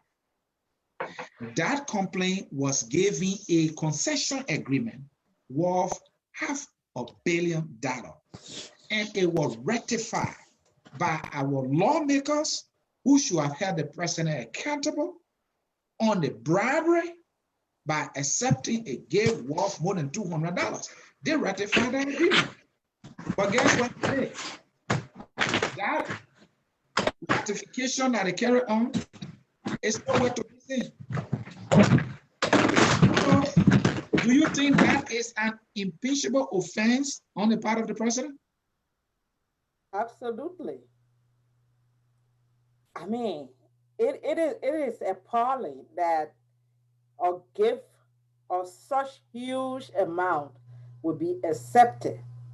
And then giving concession is like he was bribed to give them what they wanted. Pro quo. So that's the pro that is hurting our people that the pro is supposed to be helping. All their resources are gone, all their lands are going, and everything they ever own in that country. Propo, according to the document, supposed to pay more attention to agriculture, where each government official is supposed to have had a farm. And then they were going to change the methods to have mechanized farming instead of the regular farming that they did with cutlasses and throw those away. But how many of them have farms? We say one thing, we do another. If you don't have a fitting role, how are those government officials supposed to go back to make farms? But then everything is about me. You take Mr. Mulbah, excuse me a little bit, Mr. Mulbah, and who could be of much help to us here? Do you think the lawmakers should be helping us here? The lawmakers should be of help, but they are not, and they will not, because everything is like partisan. You have people in the House and the Senate that are more loyal to the executive branch of the government. So even if there's something to vote upon, whether it's right or wrong, they're going to vote to benefit who they want to benefit. Mr. Mulbah, it will surprise you to know that in our current first branch of government, there are more opposition people than people of the ruling party. And yet they continue to ratify or vote on these things that have been sent to them by the president. Yes. Why is that so? Down to the same thing that June said. Okay. People don't want to say something because they're anticipating taking over tomorrow. And when they take over, it's going to be a continuation. Exactly. So it's the Liberian mentality. Oh, bygone be bygone. They will be the first to say bygone be bygone, because when they do the same thing, they expect bygone to be bygone. Mr. Mulbah, there's something called self-preservation of nature. Maybe these guys are trying to protect themselves and their family. If they go too high on the president, they never know what will happen. We are reminded of the case of a lady Mr. Jones talked about, Justina Taylor. She came out and made a startling revelation against the president. Right. The next day, she disappeared. When she was found, she was helpless, she was drugged, she was beaten. Today, nothing happened to any of the accusers. Right. She gave names of individuals, all right, that attack her, gang rape her for that matter, and almost kill her. And our government is yet to act. Maybe that's why the people are afraid. So the fear is growing in the country, and when you have so much fear, then how do you call the leadership? If people are so afraid that they cannot say anything, even if they see wrong, everybody is muted. People that are supposed to be opposition, everybody is silent. What kind of fear are you instilling in the people that they cannot say something? Whoa, Mr. Mulbah, are you saying the opposition bloc is silent on the SSA of this government? The opposition they're not doing much. They're silent. Now you have even the party chairman coming to tell the public that they have failed. And then you have opposition not saying something. Well, maybe the opposition playing a good strategy that these people are self-destructing themselves. So let's just watch the movie. No. Why are you opposition when you are not there to direct? You're supposed to be directing, because it's check and balance. Okay. Even though you're not in a branch of government, but your voice matters. Where the person who is steering the affairs of the state is going wrong, you have to say something. Because tomorrow when you are there, People are supposed to say something. But when you silent, it's like, I see it's wrong. I'm going to do the same thing tomorrow. So I don't want to say something. And The so opposition we people, go on. Mr. Mulbah, the opposition people, some of them are saying the best thing they can do is to use the code of law, to go to the Supreme Court and even sue the government. But even if they do, they are not going to get the answer that they need. One case in point, they will tell you, Costa radio station was shut down, and a judge who was on that case ruled that the equipment that was seized by the government should be returned to that business. 2 days later, the president reassigned the judge who made that decision. So the opposition, they're looking and say, but there's nothing we can do. So why you want to blame them? It boils down to the problem of Liberia, because the government doing what it wants to do and everybody is afraid. So if we are afraid for the next 3 years or for the next 2 years, we're going to live in fear. And we gradually going to be seeing the country going down the drain because everybody is afraid. Nobody wants. And Ms. Mulbah, thank you, but I'm not afraid. That's why we're going to be speaking. I don't think you are afraid, and I don't think that. I'm not. People on the ground, we expect them to do better. Now, you just imagine, you waiting on somebody from the United States to protest before you join in. I know they started having some protests, but what a major protest they have ever had without somebody coming here, like Costa, to spearhead that protest. Talking about a protest too, I will personally give credit to some Liberians here. And the best they can do to either, register their disapproval or dissatisfaction in a form of protest. One classical example is when the issue of the $16 billion news broke. A group of Liberians organized themselves on the banner, "Bring back our money." These people protested. It was raining on that very day. Mm-hmm. And our lawmakers are yet to get to the bottom of it. So the citizens just they're saying, let us just wait. I saw one video where a lawmaker explained what happened. After the protest, they had conversation with some of the leaders of the protesters. And then they had a document that was handed over to them that all the frustration they had about the money, everything that went on was in that document. They took the document that they also gave to the president. So by now, the president should have been able to see what he's supposed to have done. Either the money is back or other things that the protesters wanted, whether they're already done. That has not been done. Now, the economic situation, bringing the country down, calling the lawmakers to go back so that they could discuss the emergency.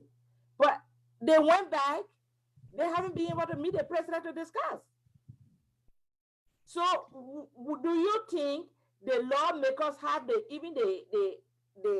power to even do anything if they cannot even meet with him on something that they were called back home for? Yeah, I think they have the power. If you're asking me, I think they have the power. Maybe they just don't know or don't have the balls to do anything. Again, folks, in cyberspace, this is the hour of politics on this network focused on Liberia. Mr. John, I'm sure you are definitely mad with our lawmakers. They are our problems. Actually, like I said, I'm not mad at the lawmakers. I'm not mad at George. Why not? Why not? I think we allow it. We Liberians who care for this country, we Liberians who have the opportunity in America and around the world, we should be the ones speaking up. All right. I wouldn't expect someone living in Liberia, don't have food to eat, don't have a job, don't have everything. I always say that. I said, Liberia is the way it is, number one, because I'm the problem. Okay. I selfishly chose to ignore it because it does not affect me. And until I realized that it may not affect me directly, but it affects me indirectly. You may go to Liberia and be driving around, I may go to Liberia and be driving around because of poor governance. I get in an accident. Where they're going to take me? JFK, right? Yeah. So, because we're so short-sighted, okay, I may feel that, okay, I can benefit from Liberia by just keeping quiet, I will offer a position in Liberia during the early Johnson Sirleaf administration. Okay, I can get in a position. I think I'm qualified to get in a position in Liberia if I wanted to, or to go into politics.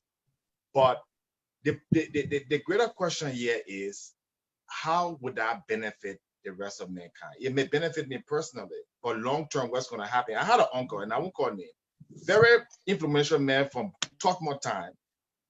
Travel with Tottenham, Torba, have money, kids went to all good school.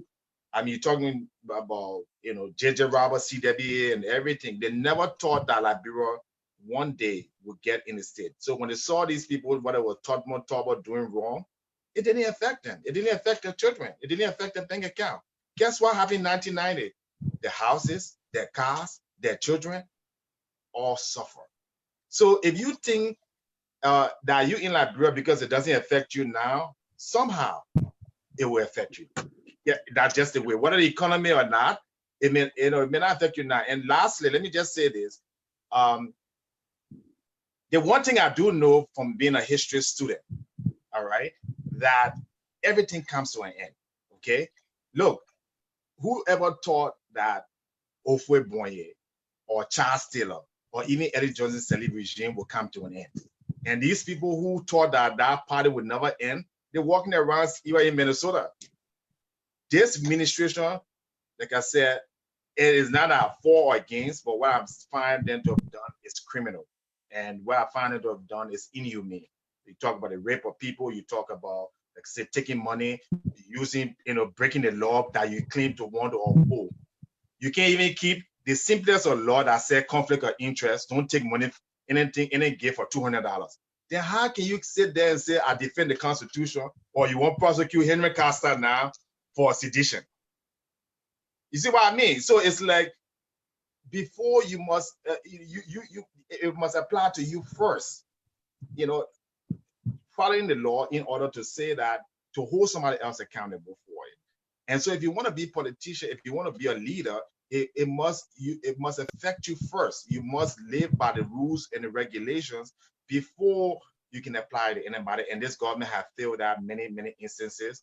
And not only they have failed that, but our Liberians, quote unquote leaders, the one that people look up to so highly and think that is so educated, the educated population of Liberia are the worst people in terms of any nationalism.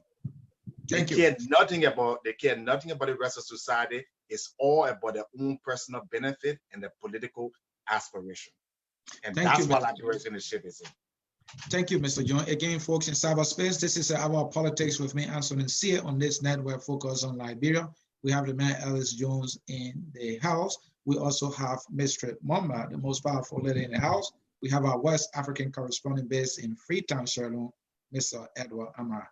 Edward, last question to you, and then we'll get all of you closing statement to bring down the curtains. We were talking earlier about our first branch of government, our lawmakers, you know, not playing their role to the expectation of the Liberian people. Is that the case in Freetown, Sierra Leone? Are the lawmakers there holding officials of government accountable? Are they playing the necessary checks and balances that are needed to have a functioning democracy in that state?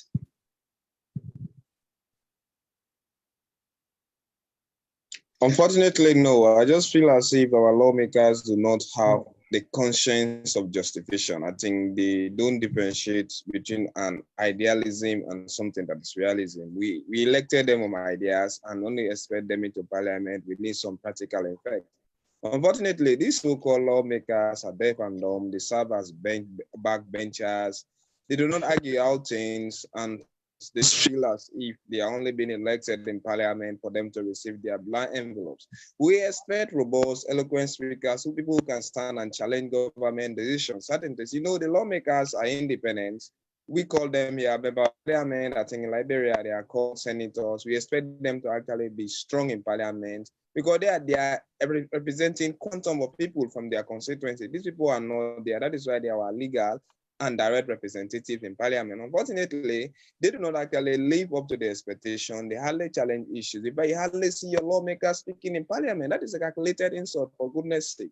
So what we're expecting is that These so-called lawmakers who are normally elected in parliament, they should keep the government on its toes, especially from the opposition. And even when you are part of the ruling party that is in power, as long as you know that certain laws or certain things are being implemented by the government in question that is not affecting your constitution positively, you need to stand up for them. We hardly see them. So honestly speaking, in fact, when the Julius, the interesting part about everything in Sierra Leone is that when the Julius Maada Bio-led administration came into power, less than 3 months, we saw these lawmakers turning up into parliament, advocating for a bomber salary rise, which was up to 300%, claiming that all of those things. So this thing we are just nonsense. You watch at the country status, you watch at somebody's earning per day. People are living on less than $1 per day. $1 is equivalent to 10,000. And people, some households are even living on 3,000 to 4,000 per day. And then we are in parliament advocating for 300% rise into their salary, and they even be paid around 80 million in Sierra Leone. That was calculated,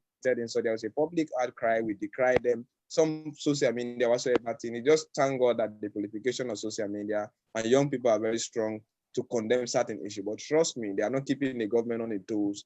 They are only there to concord. Their salary is, they feel happy, they are not representing the people. So there are certain people that even think that they are there to represent themselves. They are not representing us because they should be representing the constituency. Each constituent should have a representative. But unfortunately, the constituent or the people living in the constituency are not actually feeling the heat of these lawmakers. Thank God we are not seeing them because Sierra Leone have a very poor system when it comes to broadcasting or television network. Because if you are places like in Nigeria, Ghana, South Africa, where you see your lawmakers, like in Zambia or other places, even compared to Guinea, they have their television networks scattered all over the country. So if your lawmaker is not performing well, you must see them in parliament. You have to stand and argue over things. So that is why you see in Nigeria, they will take benches for themselves. You see it in South Africa, that is why we expect our lawmaker. It is not, they are not doing it selfishly, but they are advocating defending the people that they are. Unfortunately, Liberia and Sierra Leone are not living up to this expectation. I think that is a slap in political faces in this part of the world. All right. The man, Edward Amara, right there, reporting from Sierra Leone. Mr. Jones, you heard him? It's the same old thing. It's the same old thing. And he referred to them as so-called lawmakers. This is pathetic. And so this is how, folks in cyberspace, we will now come to the close of our broadcast today on the Hour of Politics at this network focus on Liberia. We will close like this. Mr. Jones, we will get your parting statement. I know you are so depressed now to hear that Sierra Leone is no different from Liberia. No, I study economists around the world. They are all puppets. One guy called George Nomo called them legislators. They are just there to loot legally from the Liberian people. Your closing statement, my brother. Yeah. First, I want to say again, thank you. And it was a pleasure. It was actually, for the first time, I think a real national discussion was held, and the right questions were asked. Because we got so-called journalists again, which is another problem, where they into a field where their job is to ask the tough questions, and they don't want to. So again, I'd say I'm a big fan of your show since you came on, and anytime you need me, I will be here. But you're doing a great job. Keep it up. And this can evoke a new thinking, of education, knowledge, and information. That's what's going to change Liberia. Maybe today we're talking about George Weah. The next day, let's talk about Cummings. Let's talk about Uri. Let's talk about Prince Johnson. Because I want somebody should put a bullet in his head, in my opinion. Because you walk around, you kill people, and then they should come and embrace you. And so my closing comment is such that people should get what they pay for. I mean, you should, like I said, do unto others as you have them do unto you. We will continue to get these kind of ruthless people because we shut up and we choose to be poor and suffer and let them enjoy. And at some point, you're going to be poor anyway, you're going to die anyway. So some point, at least if you're going to stand up for something, stand up for the right thing. At least they didn't remember Alex Jones said, he said this, he stood up for this. He didn't support this person based on principle and morals, okay? So when people are making a comment that all Liberian, they're all this and this, we can say that Ms. Mulbah stood up for something. We can say that Bowen, Nema Bowen stood up for something. So we have the people. And we're going to continue to have more people that are going to speak truth to power. This is just the beginning. And the only one thing I can say that I know these people will be trembling because a new breeze is blowing. And the days where everybody was just looking for position, those days have come to an end. And people are really looking for change now, but they're looking for true leadership. They're looking for people who are not just in it for self-promotion. And that's what we find, around these countries in Africa, all around the world today. You're finding leaders that people will seek and search because of. And one leader, if you have the chance, the viewers, go to Uruguay and look for Jose Mujica. This is the world's poorest president. Okay, he gives up 90% of his pay. He lives on a farm with his one-legged dog, and he's session as a standard. He drives a Volkswagen car, and his country GDP is $60 billion. Okay, so when you're looking for people, they're there. So when we say that president in any poor country is supposed to be running around like a king or Wall Street guy, it's not, and give it to charity. Yes. So the information people, there are good people, but we have to seek good people, and we first have to speak against bad people, people who steal from their own people and use power against each other and divide and threaten people because they have a different views against you. Those are wicked and bad people. We don't need them in public places. Whether you're in the legislature, you're a political leader or not, we will continue to be speaking up against you, writing against you. So your day of reckoning is coming, and it will come. And my bags are packed, and I can tell you my resignation letter is ready. I want to be here, part of the prosecution of corrupt officials in Liberia. Put them in jail. Thank you very much. Alex Jones right there. And as a matter of fact, we're going to negotiate with management so you can become an analyst on this program, The Hour of Politics. Thank you. That was a powerful closing statement from the man, Alex Jones. Thank you. Mr. Mulbah, I listened to Obama recently, and Obama said something very shocking, but it makes a lot of sense, that a lot of old men and women are in the way of young leaders to come and lead. I'm paraphrasing him. You close with that, looking at Liberia. Well, all the corrupt people need to give way. If I have my own will, I will be punishing people that are corrupt. I can't really stand people treating the country the way they're treating the country. We need strong laws to be implemented so that people will be held accountable. We are not holding people accountable and they still do the same bad things over and over. They should be serving the people, not the people serving them. The people that they representing, the people are scared of them. They're so afraid when they see a senator coming, a representative, they are there trembling. And I'm like, no, they should be trembling when they see you because you got a powerful vote. You can vote them out. But we still are not there yet for people to understand.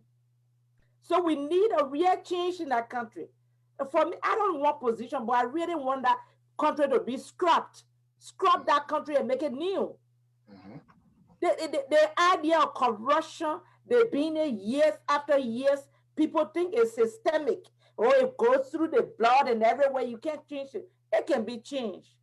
The Kigali can be changed. Why we can be changed? It's Sierra Leone next door neighbor. We were in a war together. The country is prospering, and we are still lacking behind.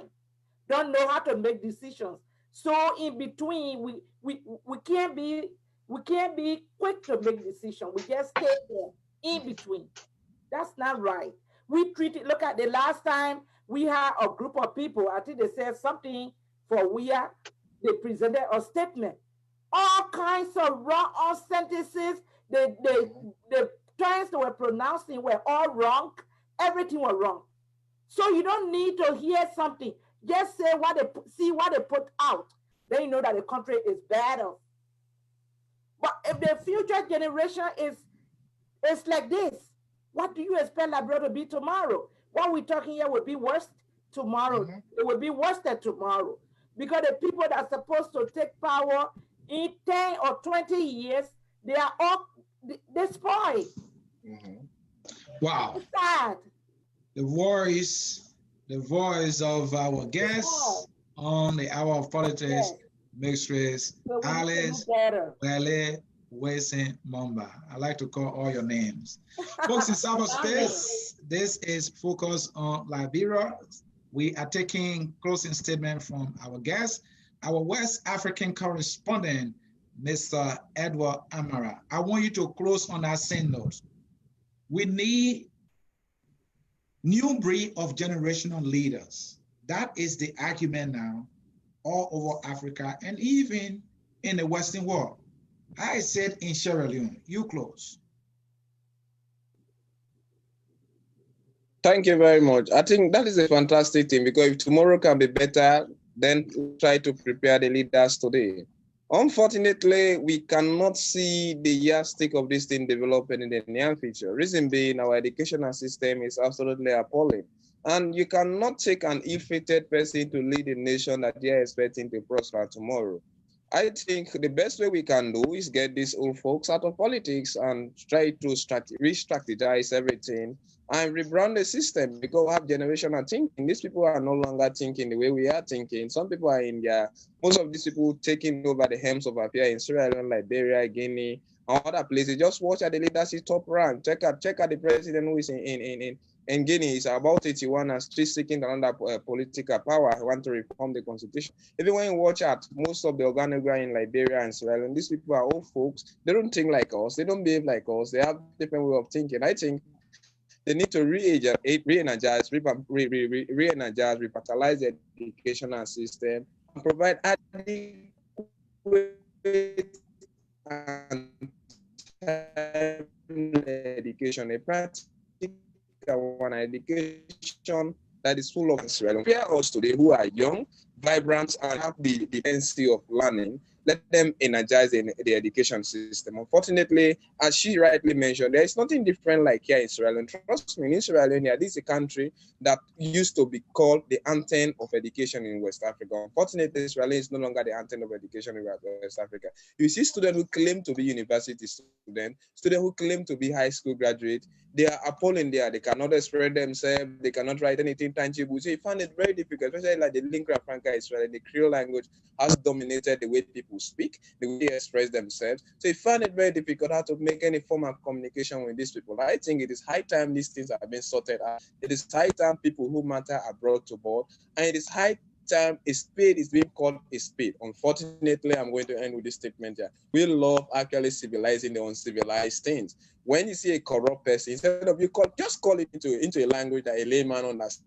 This man is a rogue, he's a thief, these are the way we understand. But besides, this is a corrupt officer. To a lay boy who is just coming to school, he doesn't even understand the name of corruption. He thinks he has embezzled from, he has mismanaged from, all of this, none of those days. Let's try to use the common language that a layman understands. And they will understand. He said, tell this man he's a rogue, he stole government property, he's a thief, he stole government. They will try to understand. Unfortunately, things like that are not happening. So I am not actually seeing any crop of young people replacing the current old folks generation adequately. We have a haphazard system, except otherwise, people like you, people are outside, we try to rebrand the system and try to look at a generation of youth that may actually come up, speak out, challenge system robustly with our pens. Pick a pen, not a knife. Yeah, just pick a pen. You can be able to change the system and let have a conscious move, a one that is actually in agreement with our current education system, our current rate of thinking, and the way of behaving. But as far as I'm concerned for now,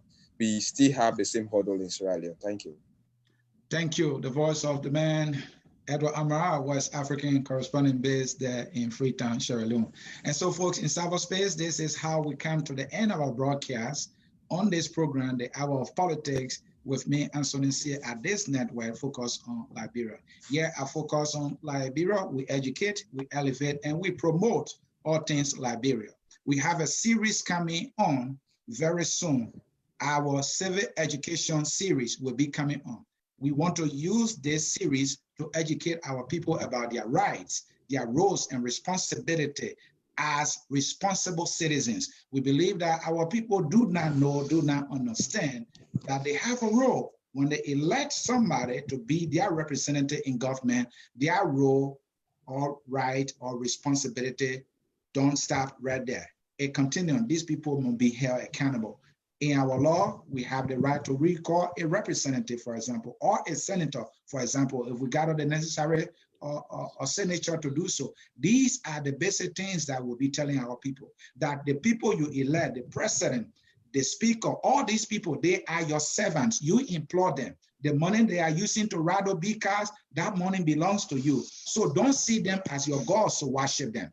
That will be the essence of our civic education program. Here, I focus on Liberia. We believe that when our people have the knowledge, they will have a different set of thinking and how they will be looking at these things.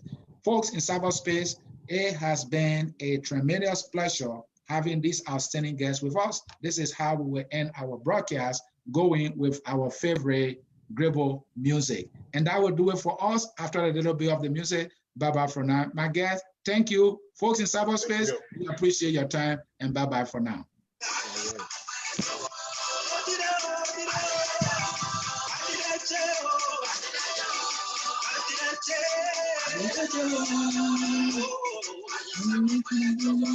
And that will do it from me here.